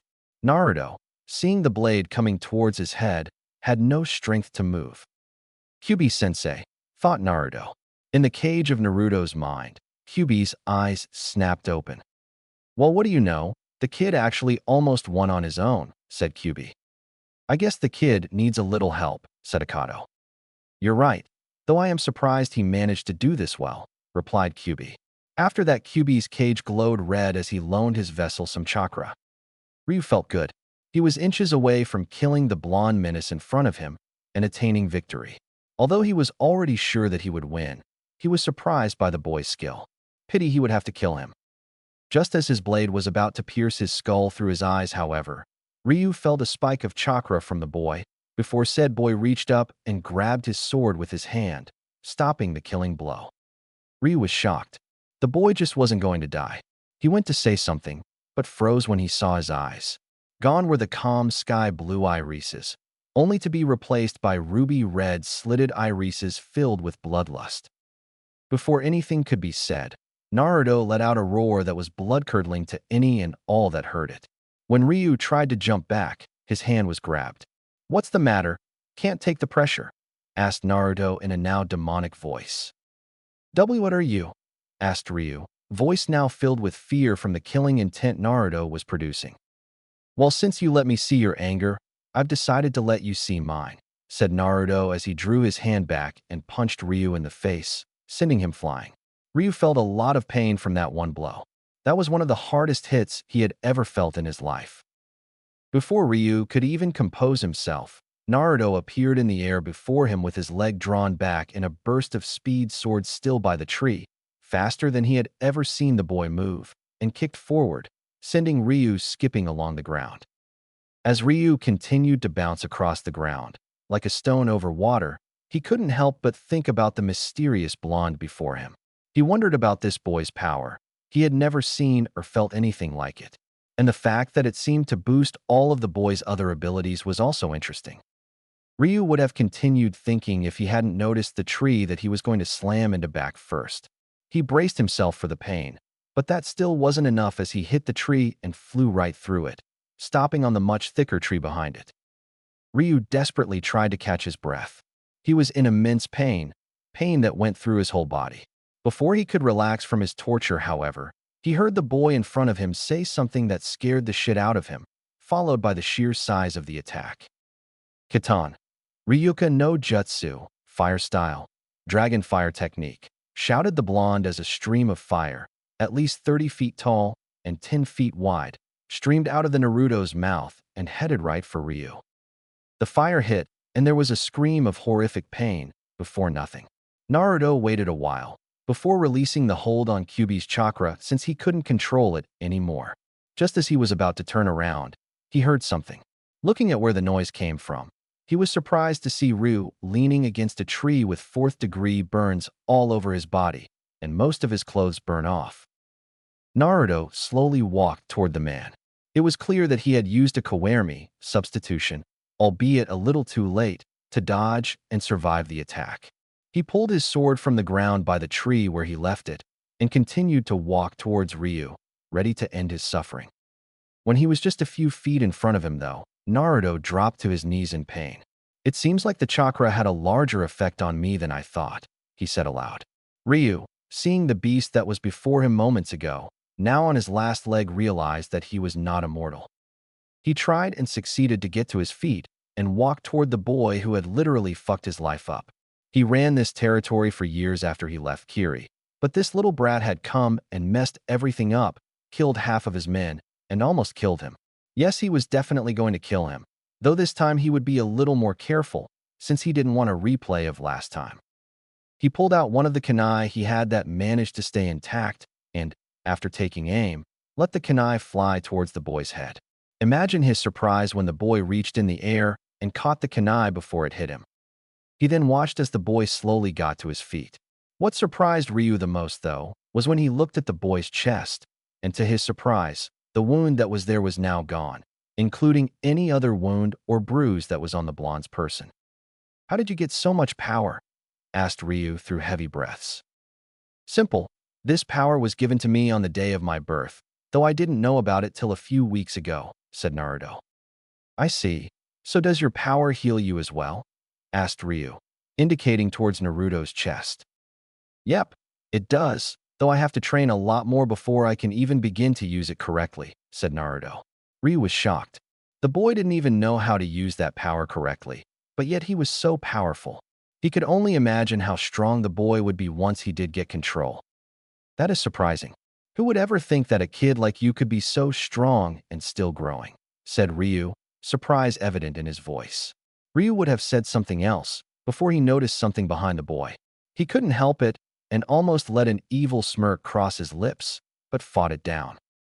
Thanks, Naruto said, obviously still tired and unaware of what was going on behind him. Before he could say anything else, however, a sword appeared through his chest from the back. Before he could even comprehend this, 2 more swords were stabbed through his chest along with 5 more swords being stabbed through other parts of his body, one of those parts being his left lung. Naruto was shocked. He could see the deadly weapons poking through his body, but surprisingly, he didn't feel the pain that was supposed to be associated with these kind of things. He knew that his body was in shock. He leaned his head to the side and saw Karai and the rest of Ryu's men behind him. He was too distracted to worry about them and had forgotten they were even coming, that being his downfall. Naruto once more fell to his knees and saw Ryu standing in front of him, obviously laughing. Was this it? Is this how he was going to die, never being able to see his dream come true? Naruto then fell face down on the ground, his blood pooling around him. He couldn't believe it. Even after all of that, he still wasn't strong enough. He couldn't help but think about all of the people he had let down. The people of Kyoki, the Hidden Leaf Village, Old Man Hokage, Iruka-sensei, Kyubi-sensei, Akato-sensei, but most of all, he had let down himself. I guess this is the end, thought Naruto, as he thought about all of the people he would never see again. He closed his eyes and waited for death's embrace. He opened his eyes seconds later to find himself in the sewer of his mind, in front of the Kyubi's cage. You idiot. How could you let them sneak up on you like that? Demanded Kyubi. I wasn't paying attention. I had forgotten about the rest of the bandits, and for that I was defeated. I apologize, senseis, said Naruto with a deep bow. Well, there's nothing we can do about it now. Guess we better get ready to meet the Shinigami, Death God. At least meet him again for Kyubi and me, said Akato. Naruto looked at the disappointed look on his sensei's faces. He had let them down, after all the time they had taken to help train him. No, he couldn't let it end like this. He couldn't let everybody down, not after all the trust they had put in him. He was determined to not go down just yet. He was so caught up in his thinking that he didn't realize the chakra in his body rising. He didn't realize how Kyubi and Akato was looking at him in shock. He didn't realize any of this as he left his mindscape. Did you just see what I did? Asked Kyubi. Yeah, but how? Asked Akato. Maybe our presence influenced it or something, said Kyubi. Whatever the reason, if we survive this, then I can guarantee that things will be a lot more interesting. Maybe I can give him a little instruction, said Akato with a smirk on his face. Back in the real world, Ryu was still laughing. His men had come in the nick of time to put an end to the boy. Now he would go get healed up, then burn that pathetic village to the ground. He and his men were about to walk away when they felt an enormous rise of chakra. They looked back at the boy to see him standing on his feet and glaring at them. They were completely shocked. Getting wounded like that was a sure way to kill anybody, but yet this boy survived. Gee, get him. Kill him now, don't let him live, shouted Ryu in shock and fear. Naruto just looked at the men rushing him before an idea came to his mind. So following the idea, Naruto raised his hands above his head. Then when the men were close enough, he brought his hands down. The men that were charging and standing around were surprised when a white light filled the air, and after that a large explosion from the boy out, destroying or blasting everything around him back. Then nothing. Pain. That's the only thing he registered. He couldn't feel anything besides pain. Hell, even his hair hurt, which is very hard to happen. He didn't know where the hell he was, or what had happened. The last thing that he actually remembered was, well, nothing. He slowly sat up, only to see that he was in a giant crater. All of the trees, bushes, hell, anything that was around him had appeared to have been pushed back by some unknown force, with him at the epicenter of it. That's when everything came running back to his mind. The fights, him using the QB's chakra, him being sneak attacked and almost dying, and finally his will to live. He remembered that for some reason, he had felt extremely strong, but didn't know how. And that technique he used. It was unlike anything he had ever heard or read of. What the hell happened? He asked nobody but himself. However, he got an answer anyway. Well, you somehow managed to awaken a very powerful, but very dangerous Kekai Genkai, bloodline limit, said Akato. What, but how, he asked. That's what me and QB are trying to figure out now, though we do have a few possibilities, said Akato. Oh, okay.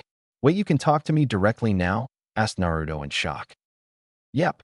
It seems that whatever you did strengthened the connection between me and you, said Akato. Okay, that's cool, I guess, said Naruto. Akato just chuckled before his voice took on a serious tone.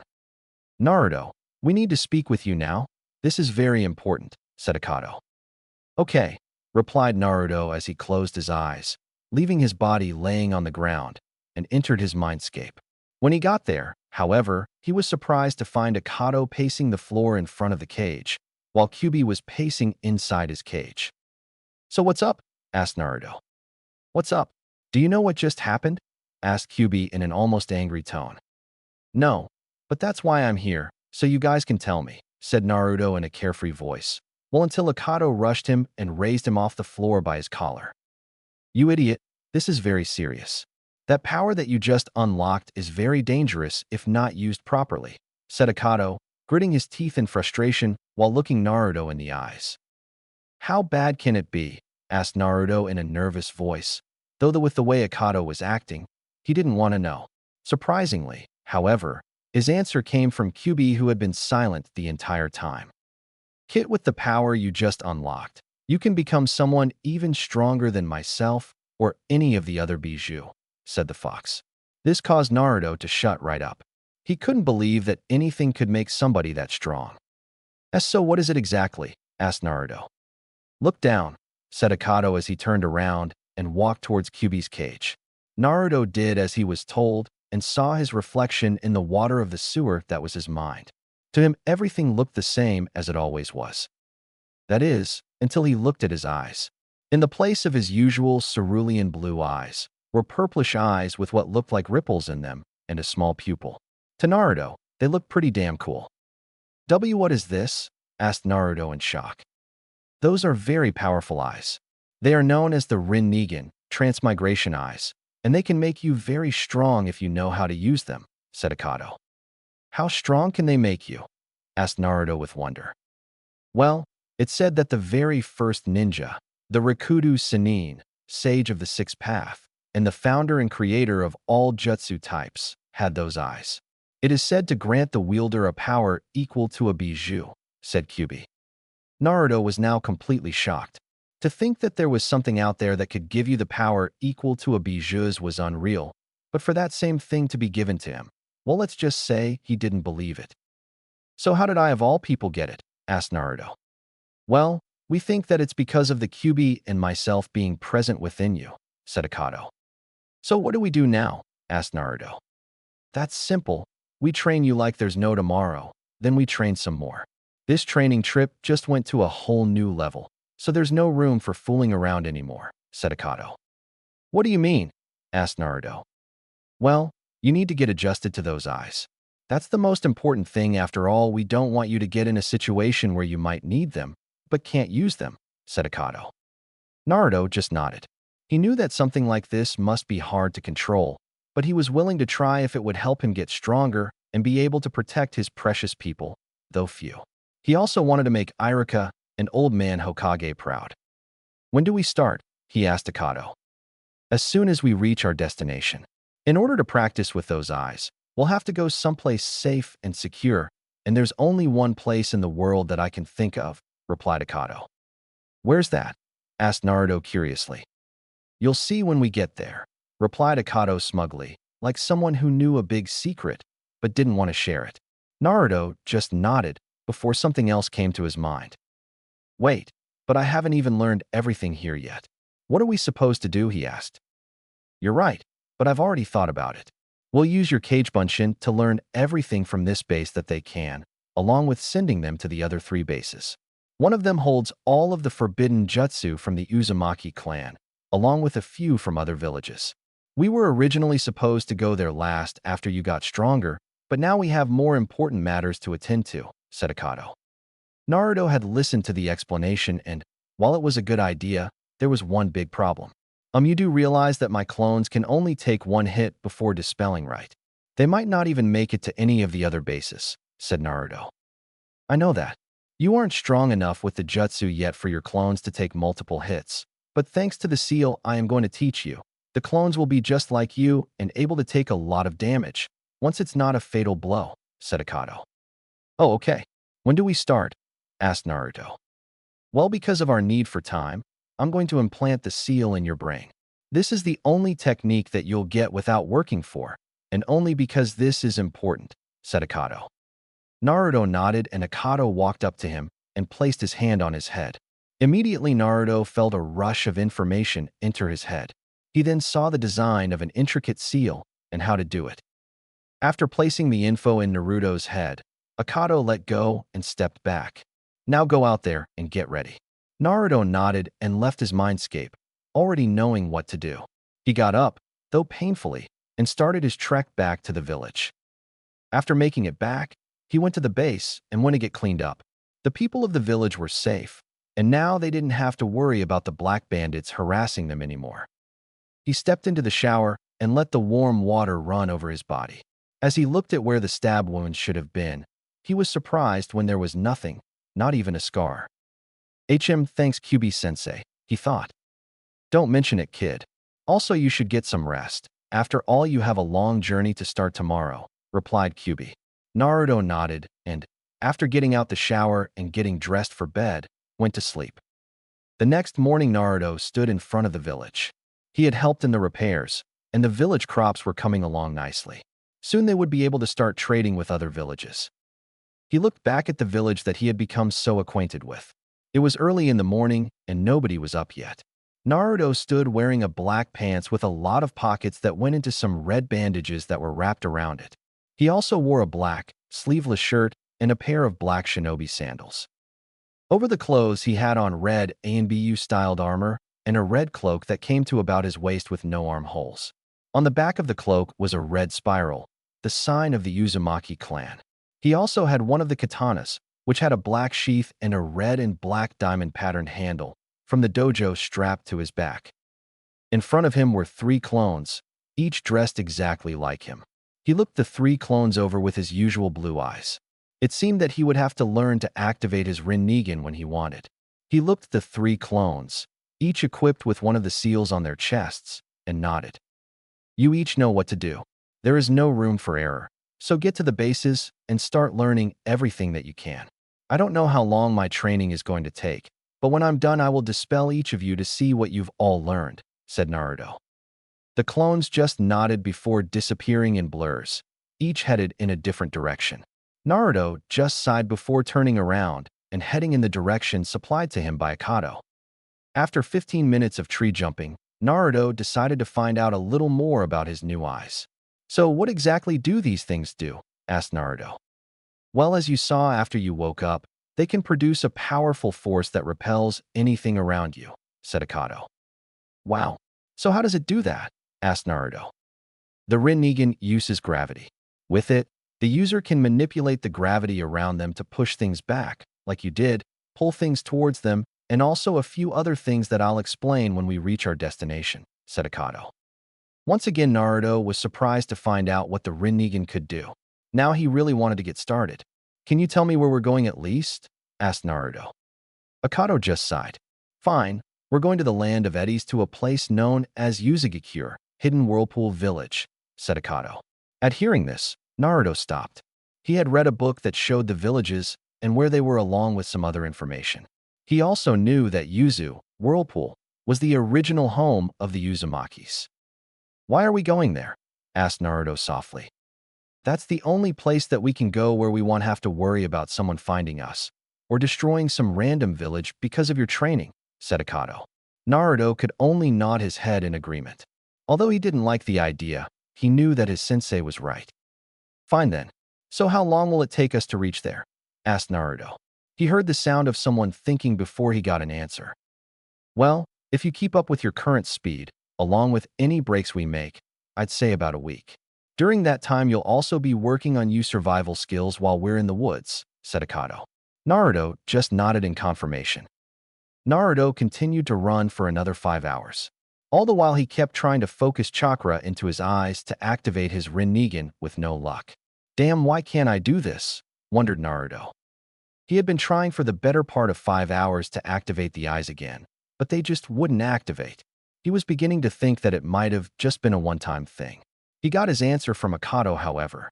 Naruto, the Rinnegan can only be activated at your level when you're either under extreme pressure or if feeling extreme fear, said Akato. So what then, I have to always be afraid or under extreme pressure to activate them? Asked Naruto in an annoyed voice. No, you will just have to gain a bit more chakra control and a clearer mind, said Akato. Okay, I know how to get better chakra control, but how do I get a clearer mind? Asked Naruto. Simple, you meditate. Since you've been going for 5 hours, you can rest. Use this time to meditate and try and clear your mind. You can use your Kagebunshin to hunt and set up a shelter while you do this, said Akato. Naruto nodded and jumped down from the trees. After finding a nice clearing in the woods, Naruto made 4 clones, then sat down in the lotus position and closed his eyes. He then started breathing evenly, along with sending out continuous bursts of chakra. It didn't take as long as it had the first time. Within a few minutes, Naruto's mind was completely calm. He could hear the birds chirping, water from an unknown source running, and he could feel the breeze blowing over his skin. He could also feel how his chakra was going out around him, but his eyes closed tightly when he felt something. Naruto could feel a little burning sensation in his eyes. He didn't know what it was, but he wasn't going to risk it. As he went to open his eyes, the voice of Akato stopped him. No, Naruto, this sensation is normal for people who aren't used to Jujutsu techniques. After activating them a few times, the feeling goes away, said Akato. Naruto mentally nodded and continued to meditate. Another few minutes passed before Naruto decided to open his eyes. When he did, he was surprised at what he saw. Everything around him looked clearer for some reason. Since he was fighting for his life the last time he activated them, he didn't really get to notice how his vision changed. He looked around the clearing for a bit before he heard the sound of a twig snapping behind him. He quickly turned around and got ready for a fight, only to realize that it was his clones returning. One of the clones had 2 rabbits, already cleaned, in his arms. The other had some firewood, while the third had his container filled with water. The last clone was used to set up a perimeter around the clearing. Naruto nodded at the 3, who just stared back in awe. The 3 clones were snapped out of their staring when Naruto instructed them to set up camp while he goes and tries to get in a bit of practice with his new Jujutsu. He walked out of the clearing so that he wouldn't accidentally damage anything by mistake. As he walked, he couldn't help looking around. It was like he was looking at a whole new world. Naruto continued to walk until he got an idea. He wanted to see if he could pull off the technique that he had used against Ryu and the other gang members, though he didn't exactly know how. Thanks to Akato's little explanation, Naruto now knew that it involved gravity somehow. He thought about it for a while, trying to see if he could figure it out, until he decided to just wing it. He closed his eyes in concentration and tried to get a feel of the area around him. He then opened his eyes with a confident look and pushed his arms away from his body, expecting everything, or at least something, to fly away from him. He was sorely disappointed when nothing happened. Seeing as he wasn't making much progress, he decided to see if he could get some answers from one of his local residences. He once again sat down in his meditating position and concentrated to get inside his head. Once he reached there, he looked at the giant cage in front of him, along with the man leaning in one of the corners. So, do any of you have any ideas? Asked Naruto, gaining the attention of the others. Yeah, actually we do, replied Akato. Well, what are they? Asked Naruto. We're not going to tell you. We want you to at least be able to figure things out on your own, said Akato. Oh, come on. Can't a guy get a break around here? Asked Naruto. No, was Akato's only reply. What? Why? Asked a shocked Naruto. Aren't you supposed to be my sensei? He asked. We are, but we won't always be able to figure everything out for you. You need to learn to be able to rely on yourself to find the answers to your problems. Use some of the knowledge you gained and try to figure it out, said Akado. Naruto just sighed before disappearing from the mindscape. You know, you could have just given the kid a little hint. After all, he isn't used to being too smart, so he will try and get his answers from someone, said QB. I know that, and that is the reason that I want give him the answer, not yet at least. I want him to learn how to handle himself. After all, we might not be here forever, said Akado. QB just nodded before laying down and going to sleep. Back in the real world, Naruto got up off of the ground with a sigh. He knew that they were trying to help him improve, but that didn't mean he had to like it. He only had one thought. This is going to be a bitch. Wow, that was the only thing that came to Naruto's mind at the moment. He was currently looking at the ocean and was surprised at what he saw. Everywhere you looked, you could see a large whirlpool. He could now tell why the village was known as the Hidden Whirlpool. Just the force of the whirlpool could tear apart any ships and stop anybody from reaching the island by water walking. But that brought another question to his mind. How the hell was he supposed to get to the island? He knew he couldn't walk it, even though he was very proficient with the technique. He decided to try and get some answers. Okay, I know that you said I should try and figure things out on my own, but I can't figure this out. It might take me weeks to find a way onto that island, thought Naruto. You're right. You won't be able to figure it out fast enough, so I'll tell you. There is a seal over on that large tree over there. It should be able to transport you directly onto the island, replied Akado. Naruto nodded before going over to the tree. When he got there, he pumped some chakra into the tree to make the seal appear. He was surprised, though, when he noticed that pieces of the seal were missing. What the hell does this mean? He asked himself. It means that someone destroyed the seal for some reason, which also means that if you want to get on the island faster and safer, then you better work on repairing that seal, said Akado. What? I just started learning seals, but now you want me to try and fix a seal this complex? Asked Naruto while looking at the intricate design of the seal, at least what was left of it. Yes, think of this as training you to become better with seals. After all, if you can learn how this seal is designed and works, you can make traveling a lot easier. Also, you will be able to do normal seals easier. Plus, since you have no other way of getting to the island, you have to fix it. Otherwise, we cannot train you properly, said Akado. Fine, I'll do it. Now let's see what we have here, thought Naruto as he started studying the seal. He noticed that it had a few qualities of a summoning seal, except that instead of summoning someone or something, you sent yourself to wherever another seal is, though each seal only had two corresponding seals, the one you use and the one that you'll be summoned to. After a few minutes and a lot of notes taken, Naruto thought he had enough info to try and repair the seal. It took him a few hours to come up with a way to implant his seal into the rest of it. He was now very grateful for all of those books on sealing that he was forced to read. By the time he was finished, he noticed that it was starting to get dark outside.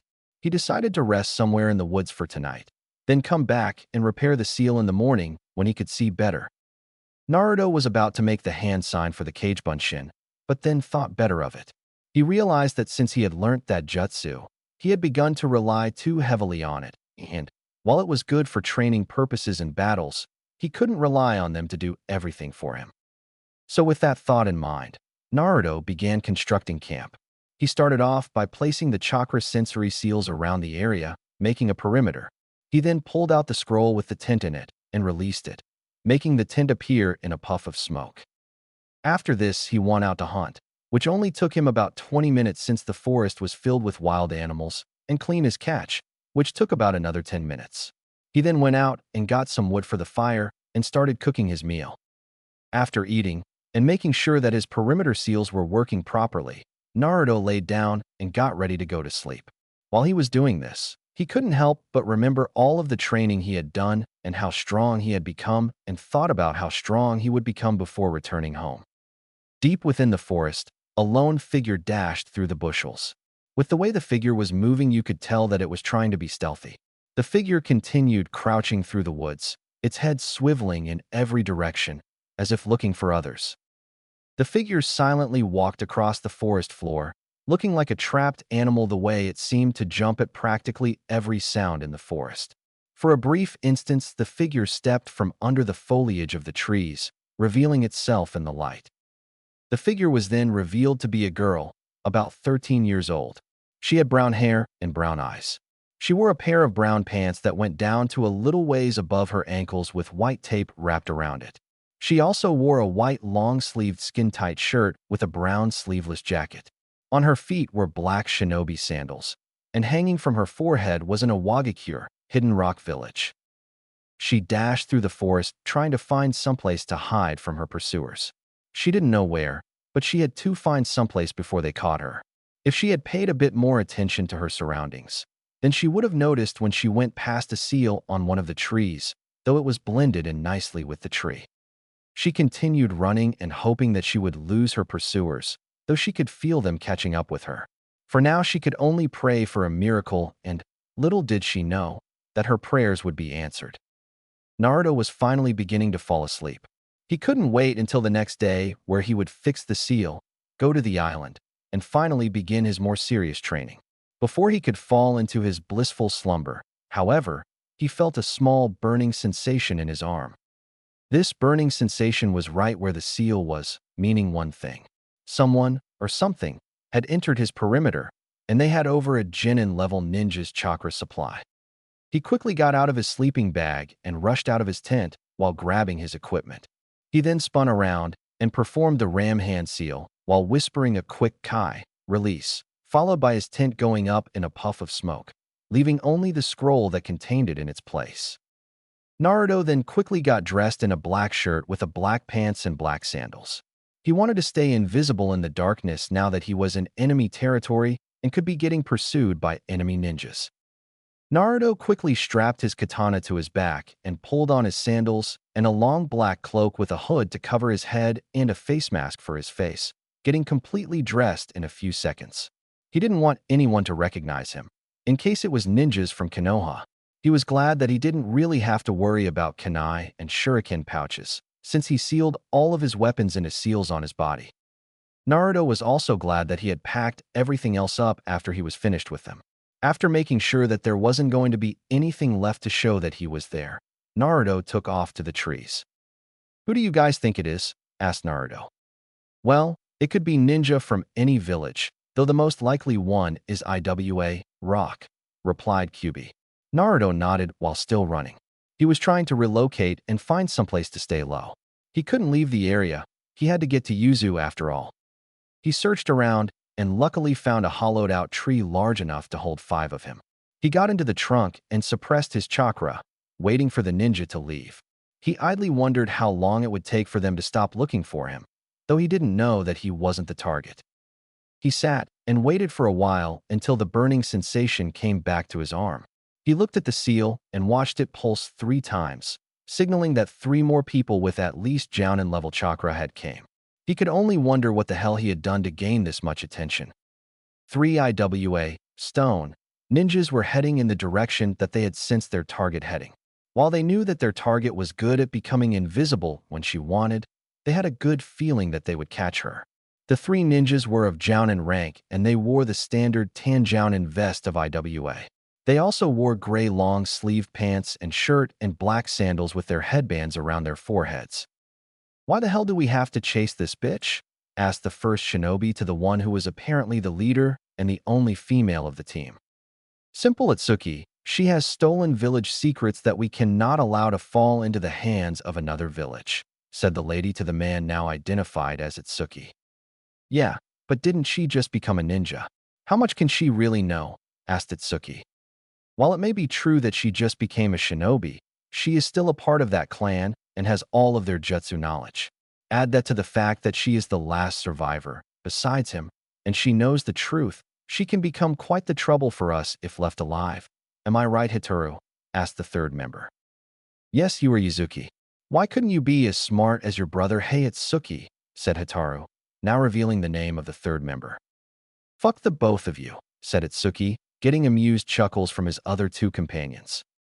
"Sorry, but you're not my type, and I'm sure Yuzuki doesn't swing that way either," said Hitaru. "Yeah, you should know," said Yuzuki while winking suggestively at Hitaru, gaining a small blush. It was clear that the 3 were good friends, with 2 of the Itsuki and Yuzuki being brothers and 2 of them, Yuzuki and Hitaru, being in a relationship. "Yuzuki, how far ahead is she?" asked Hitaru. Give me a sec, said Yuzuki while performing the ram hand sign and starting to concentrate. It appears that she's only about a half a mile away, finished Yuzuki. Good, because I want this mission to be over as fast as possible, said Hitaru. With that, the three shinobi sped up to catch their prey.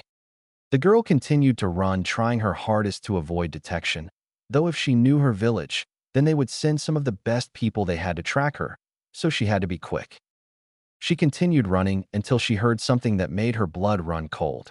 Doton, Ganshuso, Earth Release, Rock Pillar Spear. As soon as she heard this, she jumped into the closest tree to her, and not a minute too soon, seeing as how as soon as she did, the ground beneath her became littered with earth spears meant to kill her. Well, what do we have here? She heard a voice say behind her. She quickly turned around to come face to face with Itsuki, who was sitting on the branch and smiling maliciously at her. It appears that we managed to catch her sooner than expected. She heard another voice say across from her, this one belonging to Yuzuki. Of course we did. Not only are we faster and stronger than she is, but add in the fact that she was tired even before we left, and it was clear to see that she would have been easy catch, said the voice of the only female on the team as she appeared on another tree branch. Why are you chasing me? I didn't do anything, said the girl. Oh, come now, Suzume. We know that you know the truth, and because of that we can't let you live, said Hitaru, revealing the girl's name. Suzume had wide, terrified eyes at this. She knew these three ninjas very well. They were one of the best tracking teams IWA had to offer, and they had never failed a mission. To think that they would send these three after her only proved that the knowledge that she possessed was truly important and could start some serious shit in the village. Although she knew that she didn't really stand a chance against these three, she wasn't going to go down without a fight. Knowing that she probably was going to die anyway, she jumped from the tree that she was on to another tree, all the while performing hand signs. When she finished, she sucked in a large amount of air before calling out her technique. Doton, Dorahate Dangon, Earth Release, Mud Spatter Bullet. With that, she started spitting out globs of earth the size of basketballs at very fast rates towards the three shinobis. Seeing this, their eyes widened as they jumped aside in an attempt to try and dodge the very powerful attack. When they moved, they were surprised to see the balls of mud smash right through the trees they were on, showing them that dodging was a very smart move. To think that she has this much power over Doton Jutsu already, and she hasn't even fully unlocked her Kekai Genkai, bloodline limit, yet. If she does, then we'll be completely fucked, thought Hitaru in shock. We have to end this now, shouted Hitaru to her teammates as they landed on the ground, since the spikes from the jutsu had already dissipated, getting affirmative nods from both. She decided to start it off with a jutsu of her own. Doton, Doryuden no Jutsu, Earth Release, Earth Dragon Technique. She said as the earth in front of her burst up before turning into a Chinese dragon made of earth. Seeing their leader attacking, the other two decided to try and be support. They would take shots whenever they could, but since they knew that Hitaru was the better ninjutsu specialist, with Yuzuki being the tracker and jinjutsu specialist, and Itsuki being the taijutsu specialist. Seeing the jutsu heading towards her, Suzume performed a few more hand signs.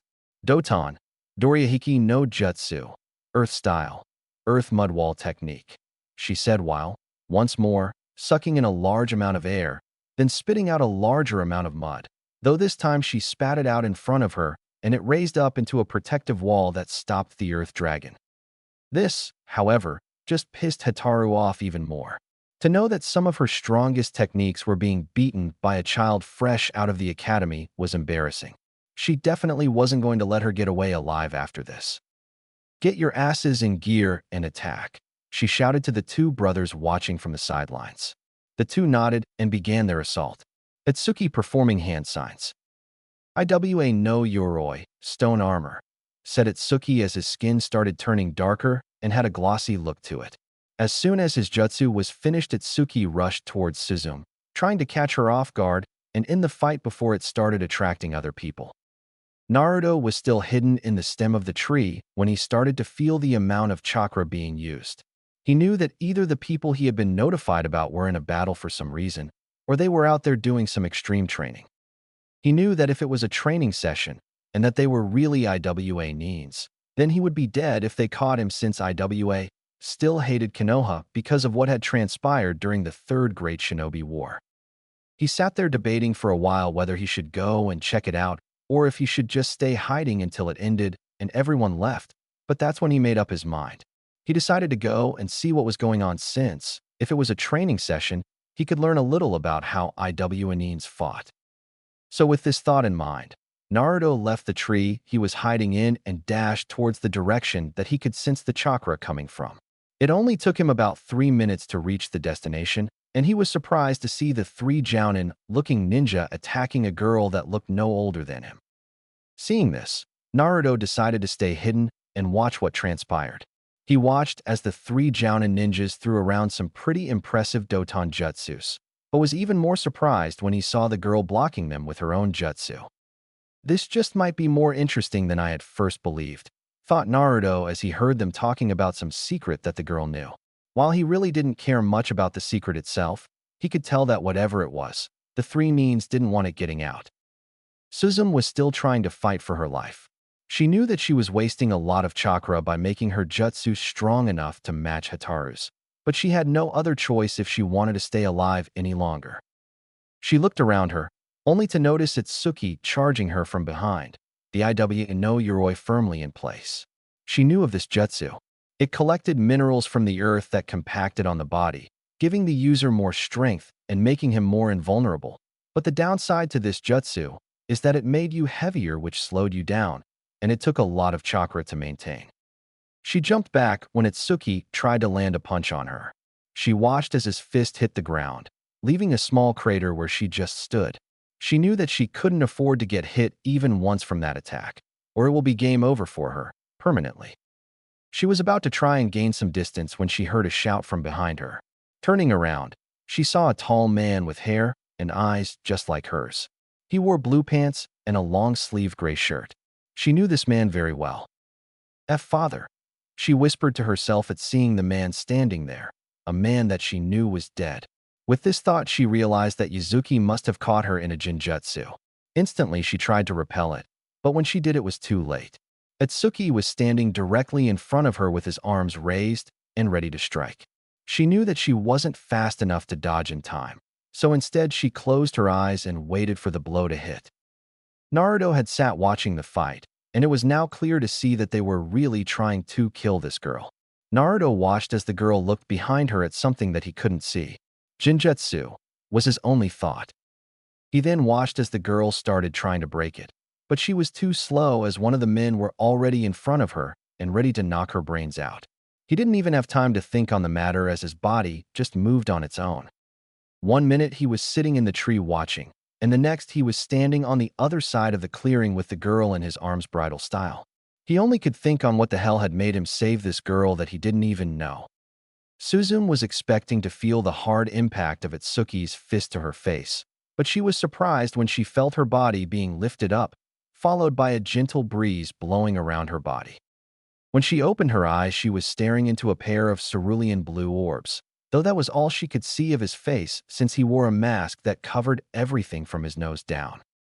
"Are you all right?" she heard the voice of her savior ask her, and, by the sound of his voice, she could tell that he was maybe a little older than her. She continued to stare at him in shock before he repeated his question.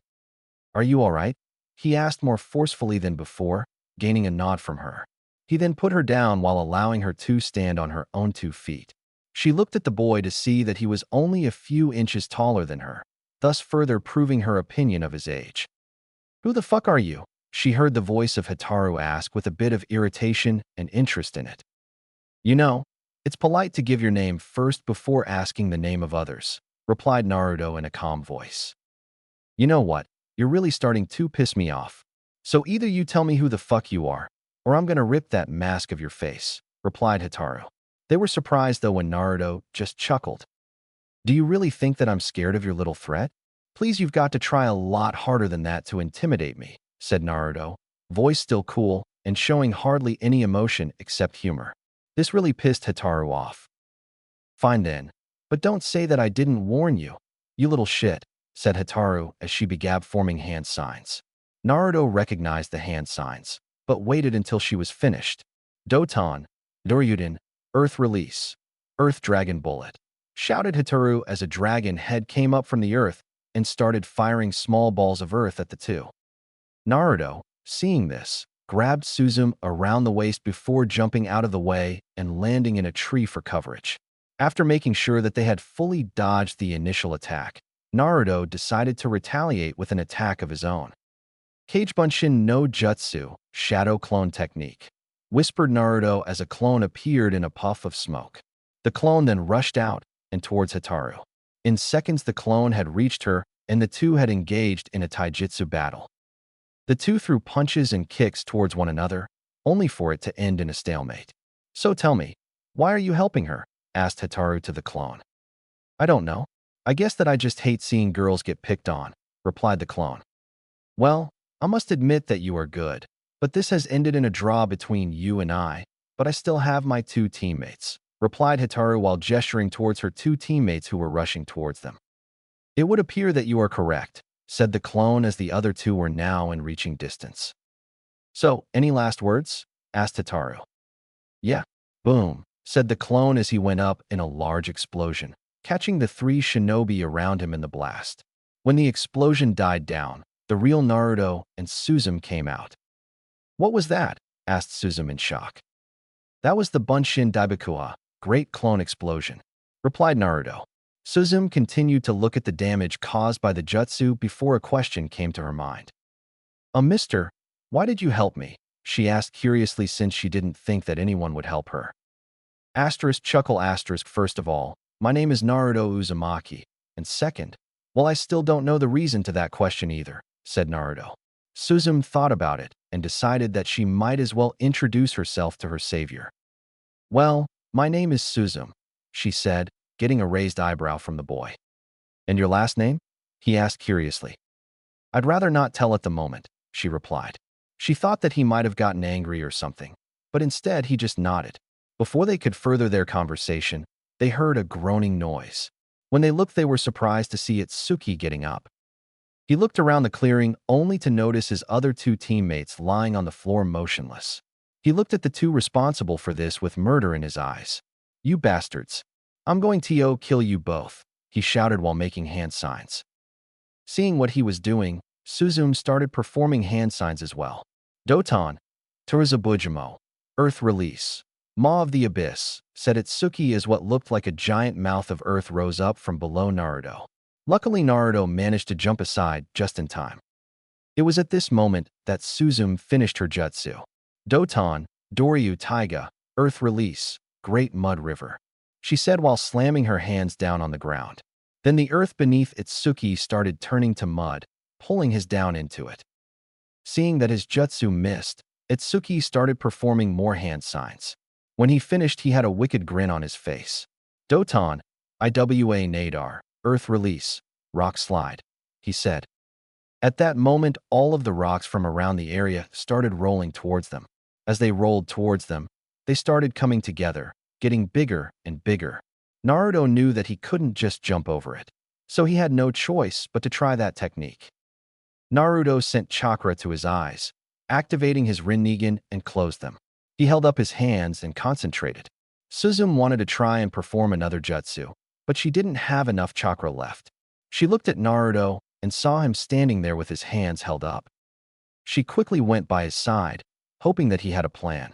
As the rocks got closer and closer, she was beginning to get frantic, thinking that they weren't going to make it.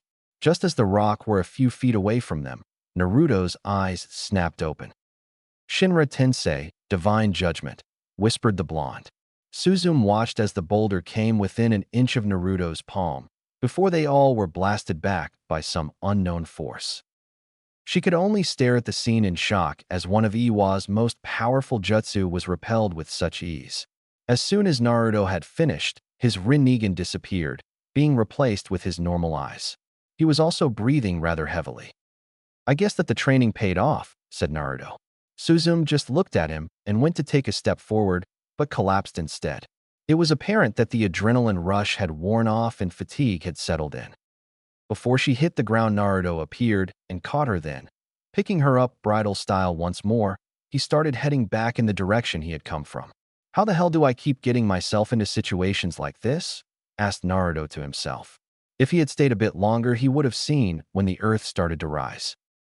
Itsuki slowly rose from the ground with the bodies of Hitoru and Yuzuki, who were still alive somehow, in his arms. He had used the Doton, Moguragakur no Jutsu, Earth Release, hiding like a mole jutsu, to grab the others and hide underground while that strange attack destroyed his jutsu. Both Yuzuki and Hitoru were burned pretty badly from the jutsu and would require time to heal. This time, however, he would use to train and become stronger so that the next time he faced the masked boy, he could personally kill him. Deep within the forest, a lone person stood on a high branch. The figure crouched down and stayed silent, looking around and listening for anything that was moving. Suddenly, the figure heard a rustling sound coming from its left. Instantly, the figure dashed in the direction that he had heard the sound. The figure saw its target and slowly slipped a kunai from somewhere on its person.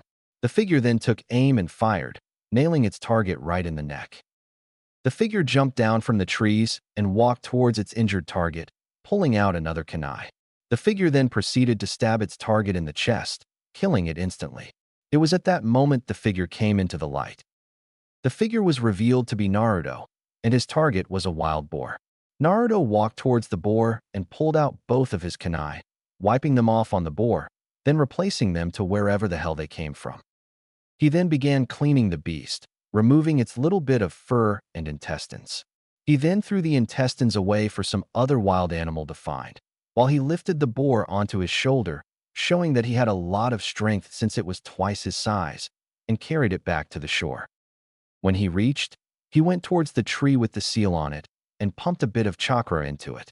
A second later, he found himself by another tree by the shore, except now the water was behind him. He walked towards where he knew the destroyed village was. He had completed the seal last night and had come to the island so that he wouldn't run into any more trouble. He had brought the girl along as well, since he couldn't just leave her out in the cold to die.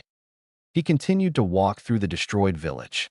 Everywhere you look, you could see old houses that were either fully or almost fully destroyed.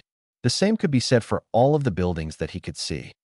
All around on the ground were giant craters and old weapons, showing that this really was a battlefield. He was glad, however, when he didn't find the place littered with the skeletons of the dead, though he was also surprised by this. He continued to walk until he reached a house on the edge of the village that, surprisingly, only had a little bit of damage done to it. This was where he had rested last night, since this was as far as he wanted to go for now. He silently walked into the house and wasn't surprised when he found the girl from last night still sleeping. He was shocked that she even stayed conscious that long, since when he checked on her last night, he found out that she was suffering from an almost severe case of chakra exhaustion.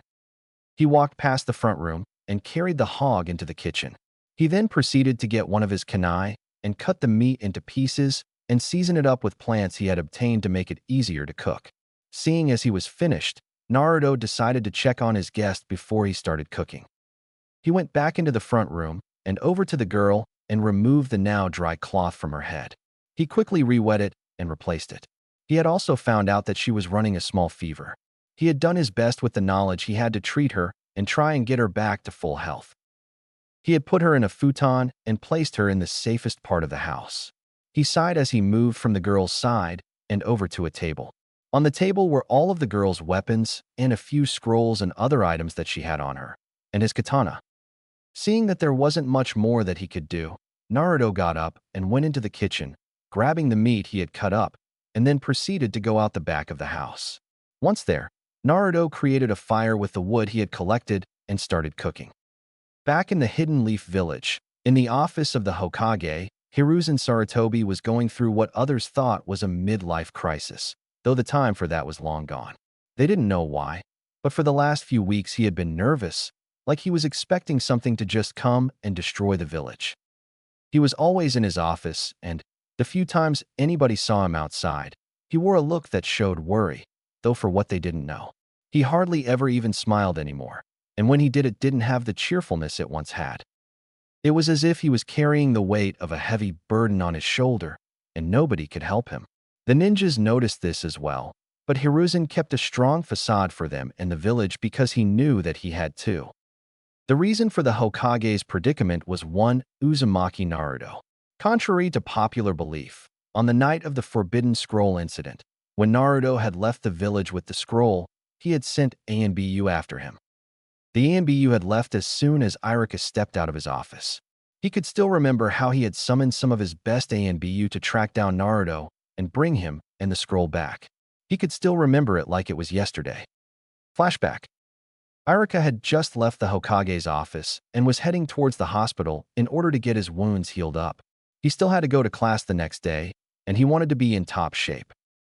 The Sandaime, third, watched as the scarred Chunin left his office with a sigh.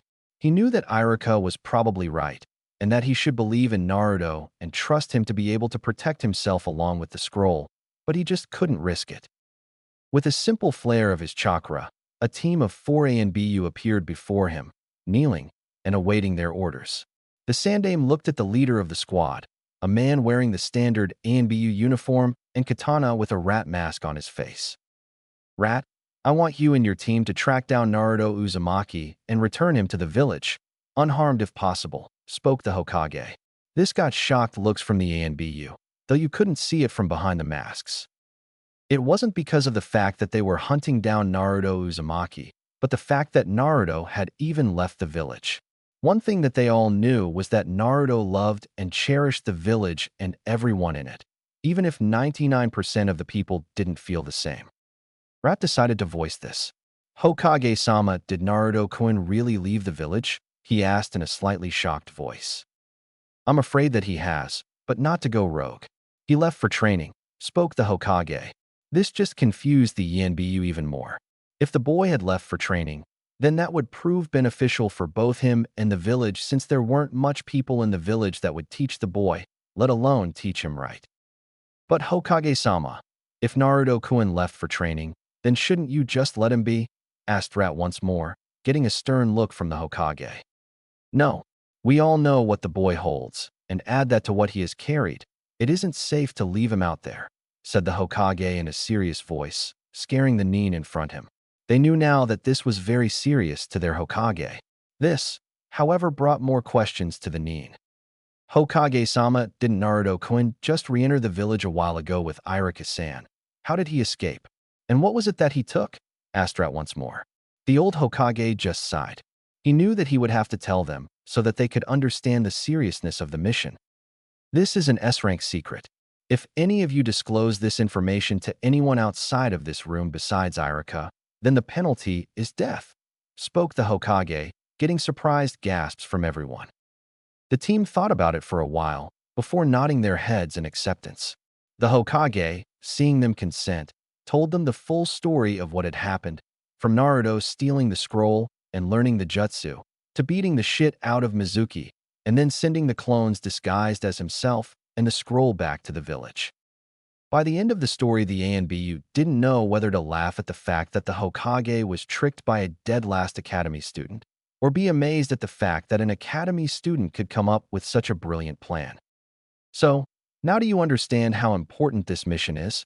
Asked the third Hokage. The ANBU immediately nodded an affirmative. While they wanted Naruto to become stronger, since they were some of the few people who didn't see him as Kyuubi, they couldn't risk the Forbidden Scroll, or Naruto for that matter, being taken away from the village.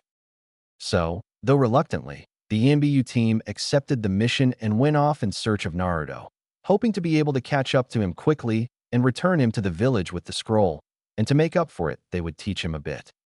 The team ran quickly through the forest surrounding Konoha, heading towards the last location Naruto was seen, which was the place where he had learned the Kage Bunshin. Once they reached the scene, the 4 ANBU immediately started looking around for any sign of where Naruto had gone. For persons as skilled as they were, it didn't take long for them to find a trail at all. After finding the trail, which was extremely obvious and easy to follow, the ANBU began their hunt for Naruto. After running for almost 5 hours straight, the ANBU were surprised by the fact that they hadn't caught up to the boy yet. They had made sure to check for anywhere that Naruto might have stopped during his passing, but were surprised to find none, meaning that he had either covered them up pretty good or he hadn't stopped at all. This just further proved his chakra capacity and stamina. They knew that, with a little, or rather a lot, more training, Naruto could become one of the best shinobi to ever come from the Hidden Leaf, only comparable by people like the Sannin and other well-known and feared names. "Man, what the hell is this kid?" asked a male ENBU who wore some sort of lizard mask and the standard ENBU uniform with the standard issue katana. He, along with everyone else, looked tired. And who wouldn't be tired after running for 5 hours straight at full speed? They knew that by taking a break, they would allow Naruto to have more time and ground to cover between them. But they also knew that if Naruto crossed over Konoha's border, and by the way he was going they believed he would, they would need all their strength in case of running into enemy shinobi. So, with this in mind, Rat decided to call for a break. "All right, we will rest here for 2 hours. I want Lizard and Hawk to set a perimeter, while myself and Bear set up a minor camp for now," spoke Rat.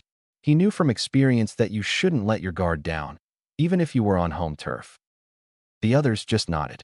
Lizard and Hawk, who was the only female of the team along with being their medic Neen, quickly dashed off to do as ordered. This left Rat and Bear alone in the area. "All right, let's get started," said Rat, gaining an affirmative nod. Soon the area was secured and both Lizard and Hawk had returned. For the next 2 hours the team ate and rested. After the 2-hour break, the team packed up and headed out again. Time skip for days. For the past 4 days the ENBU team had tried to catch up with Naruto, the main word being tried. For someone who was the dead last in school, he sure had a lot of stamina and speed. The team had rested a few times and luckily hadn't ran into any enemy shinobi yet. They knew by the direction Naruto was heading in that they would be reaching a small village soon, and hopefully Naruto would have taken a break there to rest. They quickened their pace a little in order to reach the town faster. When they got there, however, they were surprised by what they saw. The people looked completely happy about something. Everywhere they looked the people were smiling. From the looks of it the buildings were recently repaired and the people looked like they had just won the lottery. Rat decided to try and get some answers. "Excuse me, but can you tell me what's going on here?" he asked a man who was walking past. "Oh, of course. Our village has finally been saved by the Kyoki no Hagasha, guardian of Kyoki. He helped us to get rid of the black bandits, along with giving us all of the money and clothes that they stole, and helped us to repair our village and start growing crops," said the man in a proud voice. "Can you tell me how he looks?" asked Rat, though he already had an idea of who it was. The man gave them a suspicious look. "Why should I tell you that?" asked the man with distrust in his voice. He wouldn't allow himself to betray the boy, no man, who had saved not just him, but his entire village. "We are friends of his. Tell me, did he have blonde hair and 3 whisker-like marks on each cheek?" asked Rat. "Yeah," replied the man. "Yep, it's definitely him," said Rat, now talking to the rest of his team. He looked back towards the man. "Can you tell me where it is that he's gone to?" he asked. "Sorry, but nobody knows that. He just showed up out of nowhere and saved us, then left without asking for anything in return," replied the man. "Fine, but can you tell me the last time you saw him?" asked Rat, hoping that it wasn't too long ago. "Sure, it was about 2 days ago," replied the man. This got a sigh of exasperation from Rat and his team. They knew that by now any scent of him would have already left the area since it had rained. "Thanks for the help," said Rat to the man. "No problem," replied the man while still looking at them suspiciously. "All right, team, spread out and look for any clue that you can find about Naruto's whereabouts. We will regroup back here in 3 hours," spoke Rat. Everyone nodded before disappearing in different directions. It had been 3 hours since the team had split up to find any trace of Naruto, but so far they hadn't had much luck. They had managed to find his scent, but it was literally everywhere and lead in practically every direction, meaning that the Hokage was right about Naruto being able to make dozens of clones. They had quickly come to the conclusion that Naruto had used the clones to escape the village and to throw off any pursuers that might be following him, though that wasn't the case as Naruto had just used the clones to get the wood and other stuff for the village. "Did anyone find anything that might help us?" asked Rat. After getting no answer from anyone, he knew that they hadn't found anything. I guess that means that we lost him," spoke Rat again, causing the whole team to hang their heads. "Well, We might as well report back to Hokage-sama and tell him what happened, spoke Rat once more. The team just nodded before disappearing into blurs again back into the direction of Konoha. Flashback end. The Sandaime just sighed as he remembered when the team had returned and told him that they had lost Naruto.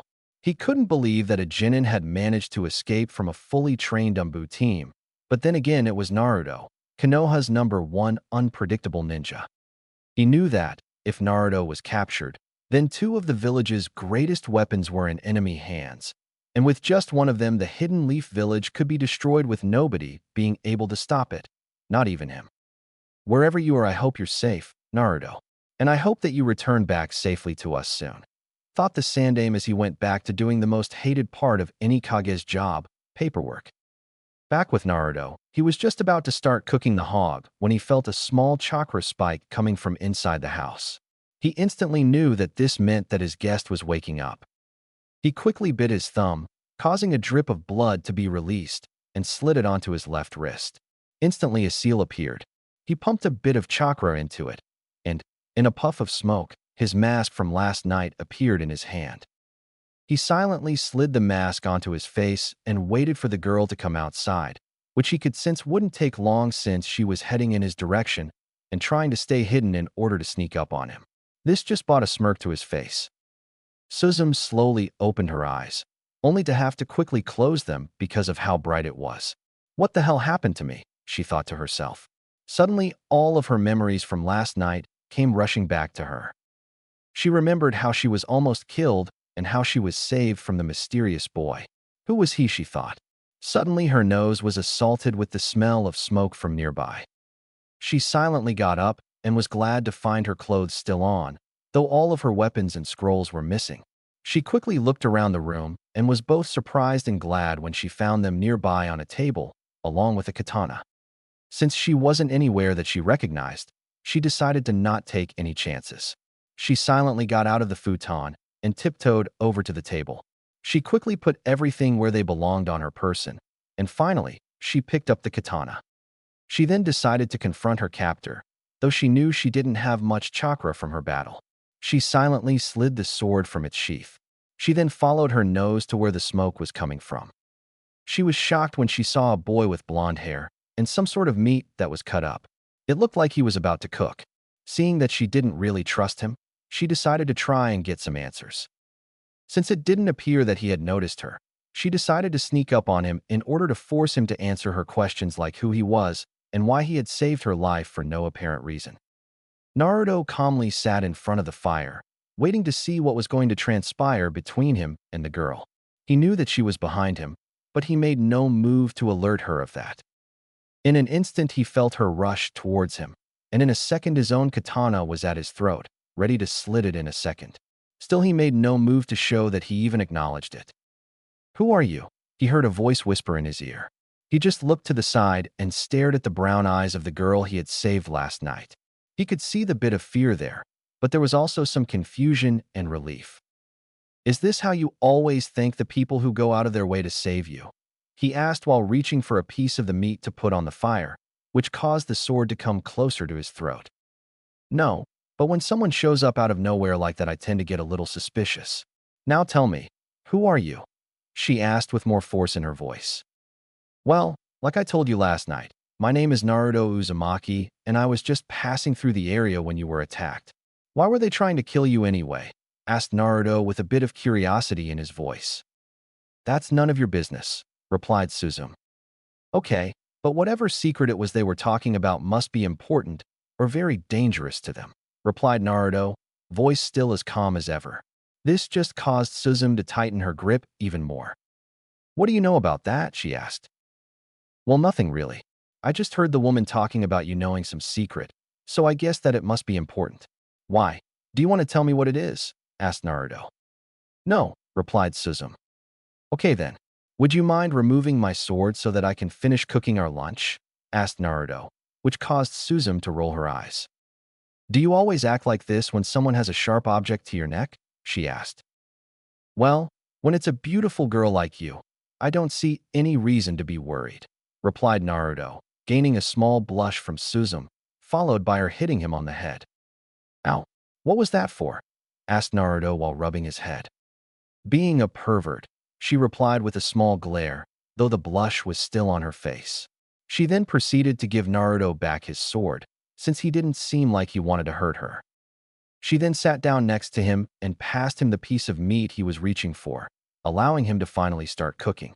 My name is Suzume, by the way, she said, trying to start a conversation. I already know that, said Naruto, who was focused on the meat cooking in front of him. So what was that technique you used to save us? She asked, once more trying to start a conversation, but also wanting to know if she could learn it. It was a special technique that I learned, replied Naruto. Cool. Do you think that you can teach me it? She asked while doing puppy dog eyes at Naruto. In turn, he just stared at her for a while before replying. No. Please, please, please, please, started Suzume before Naruto cut her off. I can't teach you because it's a part of my Kekai Genkai, so you can't learn it, replied Naruto with annoyance clear in his voice. Oh, so what rank are you? I mean, from the way you acted and the jutsu you used, I'm guessing that you were a Chunin or Jounin.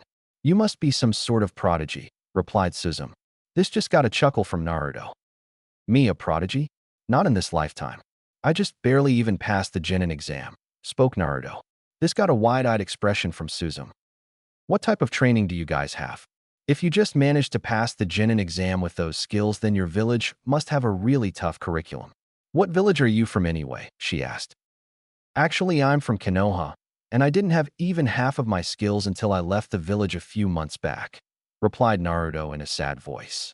This got another wide-eyed look from Suzume. To find out that her savior was from Konoha, the place where they had heard that everyone was heartless killers, was shocking to her.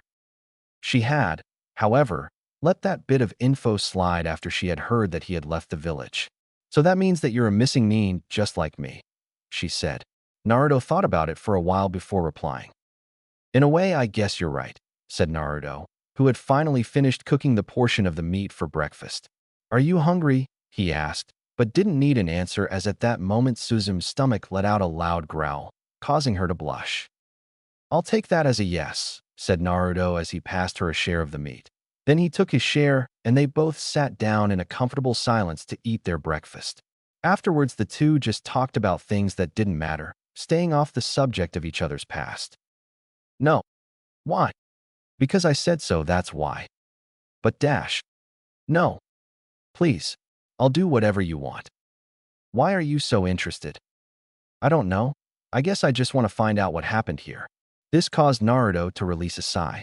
Since Suzume had woken up, they had gotten to know one another a bit. He got to learn a few things about her, though for some reason she still didn't give her last name. He didn't know why, but he really didn't care either.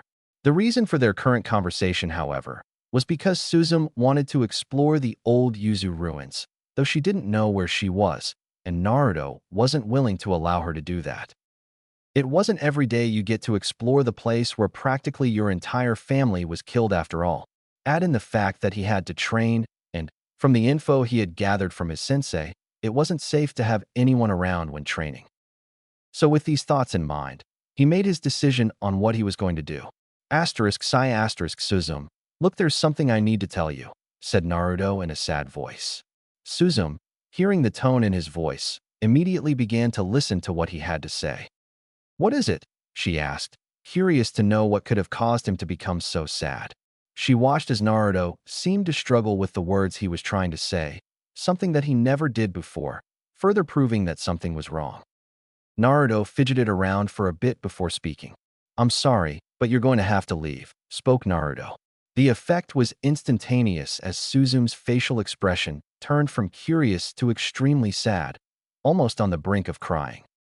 This was exactly what Naruto was hoping wouldn't happen. It wasn't that he didn't like having her around. It was just that he didn't want to accidentally hurt her while training, and he wasn't even sure what type of training he would be doing. What? Why one if it's because I want to explore the island and keep trying to sneak out, then I'll stop, she said in a desperate voice. She didn't know what she did, but she would try and fix it so that she could stay with her friend. It isn't that. It's just that I can't have you around right now. You'll only distract me, and I can't have that. Besides, I wouldn't be able to protect you if something happens, said Naruto, trying to calm the girl down. This, however, just helped in angering Suzume. What makes you think I need your protection? In case you haven't noticed, we're the only people here, so what would you have to protect me from?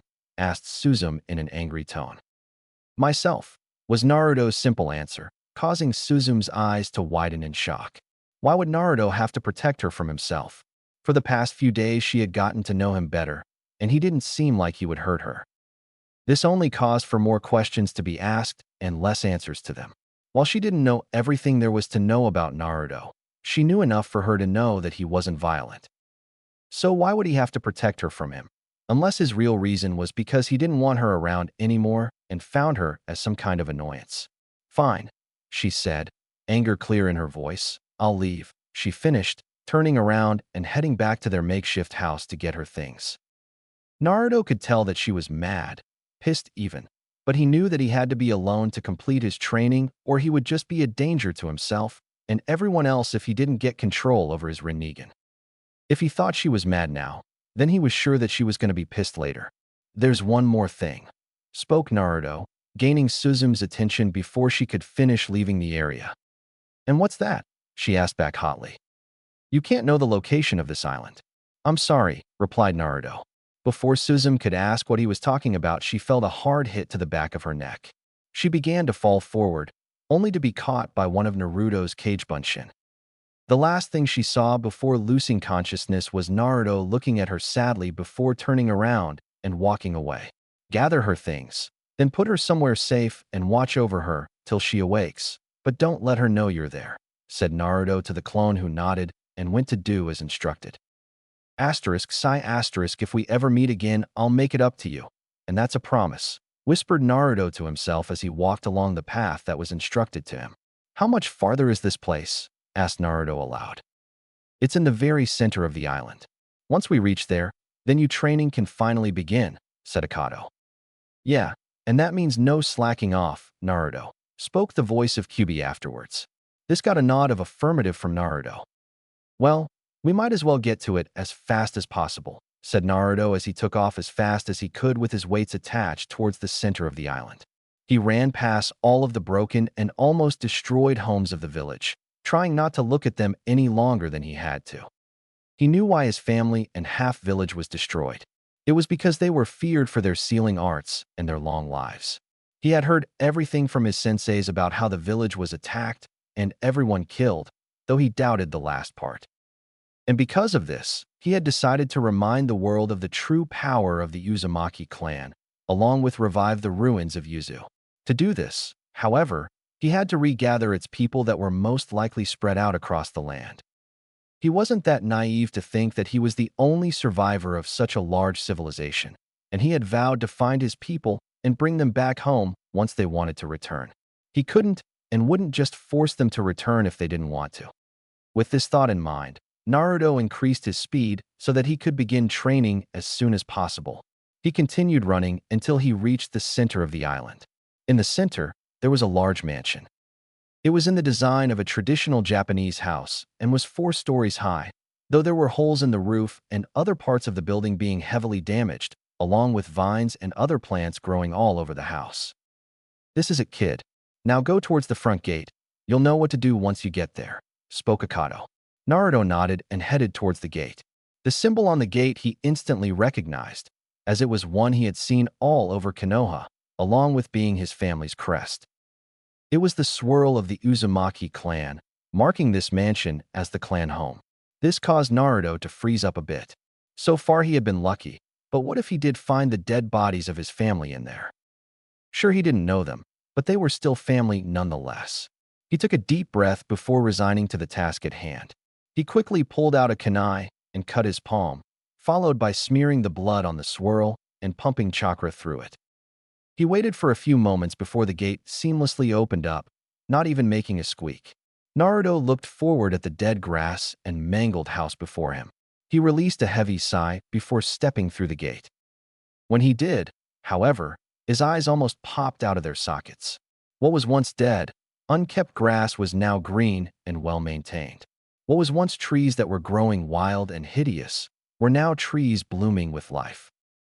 He slowly looked up at the house and saw that, like everything else, it had looked like it had just been thrown in a washer. The holes and plants growing over it were gone, and it looked like it was just built, its white paint having no spots. Naruto could only stare and wonder at what he was seeing. "What's going on?" he asked himself. "This, my young friend, is the power of an illusion seal," said Kyubi. This just confused Naruto. "Why would they put an illusion seal here, though?" he asked, curious as to why they would. "Simple. When the village was attacked, this is where all of the valuables in the village were stored. They placed the illusion so that the invaders would think that they had destroyed all of the clan's secrets," spoke Kyubi once more. "So you're telling me that all of the clans placed their secrets here? But why?" asked Naruto. "This is the most secure place in the entire village. The Uzumaki seals were unbreakable by anyone but them, since nobody could even begin to understand the complexity of them," spoke Kyubi. "I see. So that means that I won't have to worry about finding the other clan's jutsu as well," spoke Naruto, nodding his head. He began walking towards the house as the gate closed itself. He silently walked up to the house and was about to knock until the door swung open on its own. As soon as he stepped inside, he began feeling weird and uncomfortable. It was a feeling as if he was being watched. This caused him to get more alert. One thing that had been taught to him was never let your guard down, even if you thought that it was safe. If you did, then you could end up dead. He discreetly looked around the inside of the house. He was in a large open area with a large staircase in front of him. In the door to his left, you could see a large dining area, and the door to his right was closed.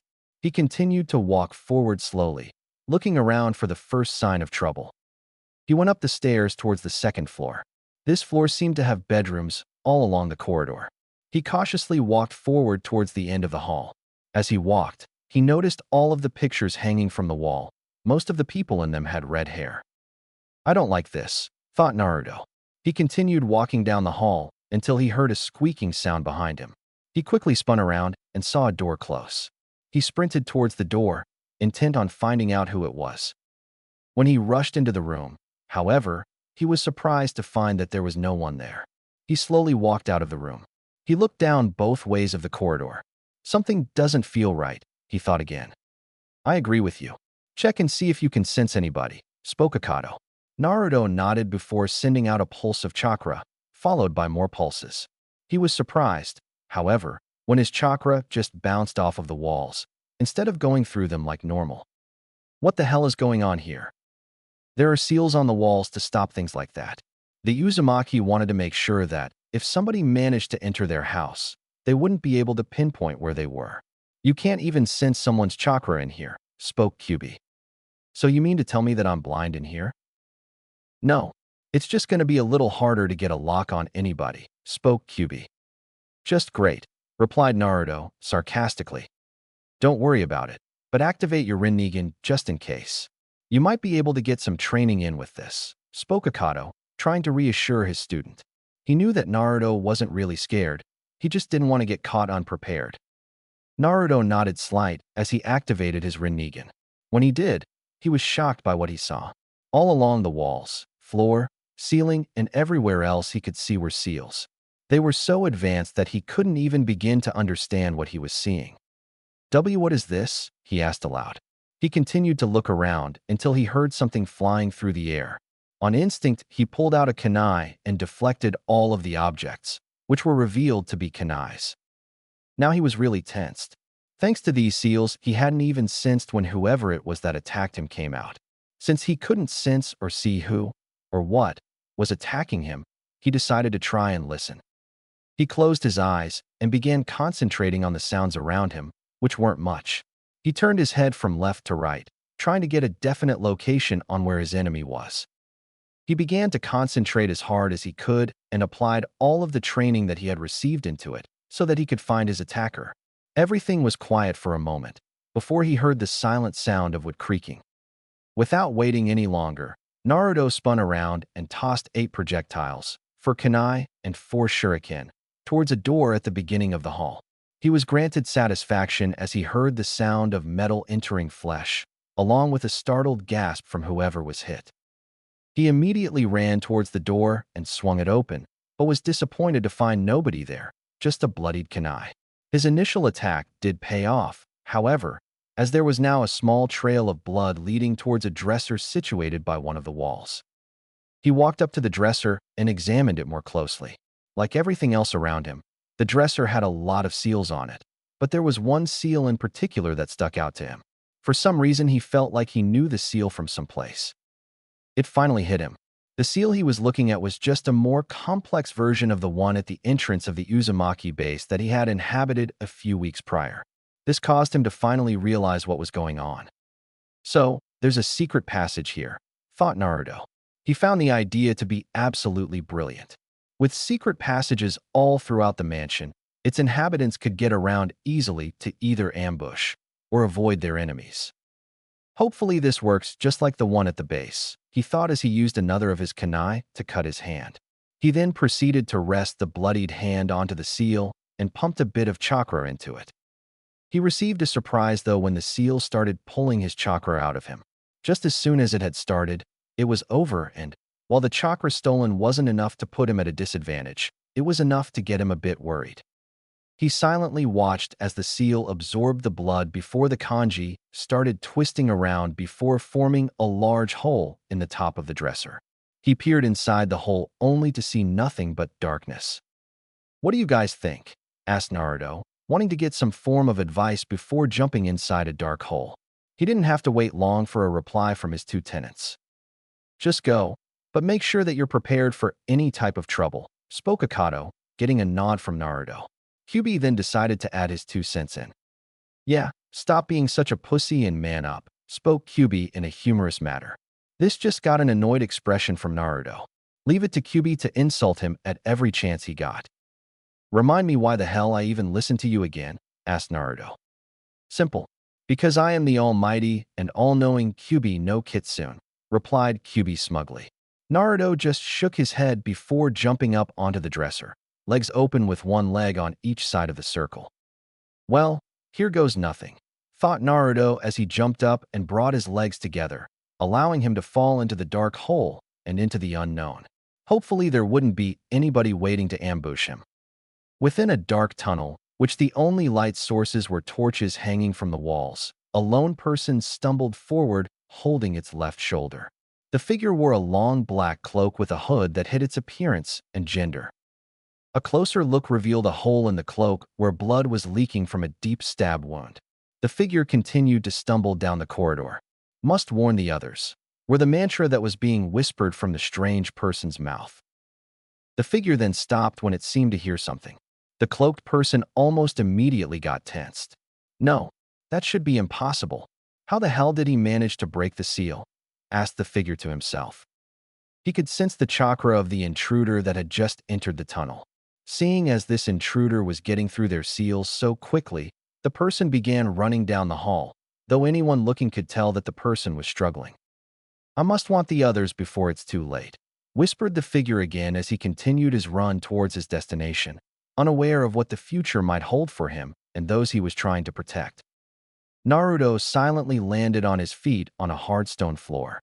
He looked around and was surprised to find himself in what looked like tunnels, though the walls, ceiling, and floors in here weren't covered in seals as far as he could see since his Rinnegan was still active. "What is this? Where are we?" asked the blonde curiously.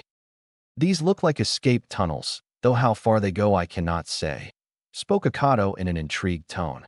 "They do seem to look a bit familiar though," he finished. Naruto just nodded his head. Since there wasn't any seals, Naruto decided to try and see if he could sense anybody down here. When he did, he felt a large amount of chakra coming from the direction in front of him. Seeing no threat at the moment, Naruto released his Rinnegan since they still took up a lot of chakra to use and began walking down the long tunnel, but he was ready to reactivate them back at a moment's notice. While Naruto was making his way down the tunnel, Kyuubi and Akato were both sporting very confused expressions on their faces. Both of them recognized this place, though they were both sure that they had never been in these tunnels before. "I don't know why, but I have the strangest feeling like I've been here before," said Akato. "Yeah, the same here, though I'm sure that when Kushina came to visit we never went into any tunnels," spoke Kyuubi, who also felt like he had been here before. "Well then, I guess we'll just have to wait and see where these tunnels lead to," said Akato, getting an affirmative nod from Kyuubi. The two of them wanted to find out why this place was so familiar. Back with the cloaked figure, he had managed to walk all the way to the end of the tunnel until he reached a wall that was blocking the path. He quickly went through a few hand signs before slamming his hand into the wall, causing it to start to open up. After the wall completely opened, it revealed a large, open chamber. The person quickly walked inside before the wall closed back, intent in warning its colleagues about the impending danger. "We will not be destroyed. We will not falter. We will fight till the last man. And this time, we shall win," whispered the man to himself as he continued to walk through the chamber. Naruto had been walking in the direction that he had sensed the chakra coming from for a while now. The reason he was taking his time was so that he would be able to locate and hopefully avoid any traps that might have been set up for him. He wasn't taking the risk of rushing in when this entire thing could be a trap. He silently walked down the tunnel, making sure to look out for anything that even looked like a trap. As he walked, he decided to take a closer look at his surroundings. The tunnels looked very old, and he couldn't quite tell what the stones were made of. He could tell that these tunnels had been down here for a long time. He finally made it to the end of the corridor, but was annoyed when he found a wall blocking his path. He could sense the large chakra source on the next side of the wall, meaning he had to find a way to go either around or through it. "Yeah, this doesn't look like a trap at all," sarcastically thought Naruto. "Well, here goes nothing," said Naruto as he performed a few backflips and landed facing the wall. He then cocked his fist back. "Well, what better way to see how strong I've become?" asked Naruto to himself. He cocked his fist back a bit more before gaining a resolute look on his face. Seeing as there wasn't any reason to waste more time, Naruto charged at the wall. In a dark forestry area, two confused brown orbs slowly opened and dazedly looked around. They noticed that they were in some type of hollowed tree, with bush covering the openings. "Where the hell am I?" asked the confused voice of Suzume. She didn't know how the hell she had gotten here. As a matter of fact, the last thing that she could remember was talking with Naruto and him telling her that she had to leave. And that's when she remembered being knocked unconscious by one of Naruto's clones. This caused an angry scowl to appear on her face. She didn't like the fact that he had knocked her unconscious, or the fact that he had brought her here. Sadly, she didn't know where the island was, or even how to get to it, so she resigned to her fate. She took one more look around the hollowed-out tree and noticed all of her belongings were beside her along with an extra scroll and a note. She quickly grabbed the note and began to read its content. "Dear Suzume, if you are reading this, then that means that you have awakened and realized what has happened. I just wanted it to be known that I hold no ill will against you, nor did I want you to leave, but in order for me to focus completely on my training, I had to let you go. Inside the scroll is a few pairs of clothes, extra food, and some money, along with a map indicating where you are so that you won't get lost. I hope that you don't take this personally, and if you never want to see me again, then I completely understand. Signed, Naruto Uzumaki." As she finished reading the letter, Suzume couldn't help but sigh. Leave it to Naruto to make sure that she was all right. She quickly picked up her belongings along with the extra scroll and put them in their rightful places. She folded the letter and placed it in her shirt, right over her heart. "I'll never think bad about you, Naruto. You saved my life, and I still have to repay you for that," thought Suzume before a smile graced her lips. "Well, if you're going to be training to get stronger, then I guess I'll have to as well. After all, I can't let you get any more ahead of me than you already are," thought Suzume with a smirk as she started walking in a random direction. "I hope that we can see each other again in the future," she thought sadly as she walked. She really would miss her blonde-haired companion. It was then that she remembered something else. "I never even got to see his face," she said in a depressed tone. She was so busy walking with her thoughts that she didn't notice a Naruto clone go up in smoke. Naruto continued charging the wall with his fist raised back for a punch. He jumped a bit into the air and brought his fist towards the wall. The wall held for only a second before spiderweb cracks began to form. The wall then exploded inward, showing how much force was in that punch. This surprised Naruto a bit. A few months ago, he was sure that he wasn't able to do that, and even though the wall wasn't that thick or wide, it just proved that his training was paying off in more ways than one. He smirked a bit as he walked through the hole. His smirk quickly fell, though, as he noticed that there were 6 men in different colored robes with hoods standing before him, each different from the last. Before he could say anything, one of the men spoke. "Halt, intruder, you are not welcomed here. Allow us to escort you out, or you will die a very painful death," spoke the man in the middle. Naruto looked at the man before his smirk returned to his face. "Is that so? Well, we'll see about that," spoke Naruto in a calm voice as he pulled out his katana from on his back. "Halt. Do not make us attack you. We will not go easy on you because of your age," spoke another one of the men. "Good, because I wouldn't want this to be too easy," spoke Naruto. In a burst of speed, Naruto dashed at the men, intent on getting some information out of these guys one way or another. The other men did not disappoint as they also charged, ready to take down the intruder.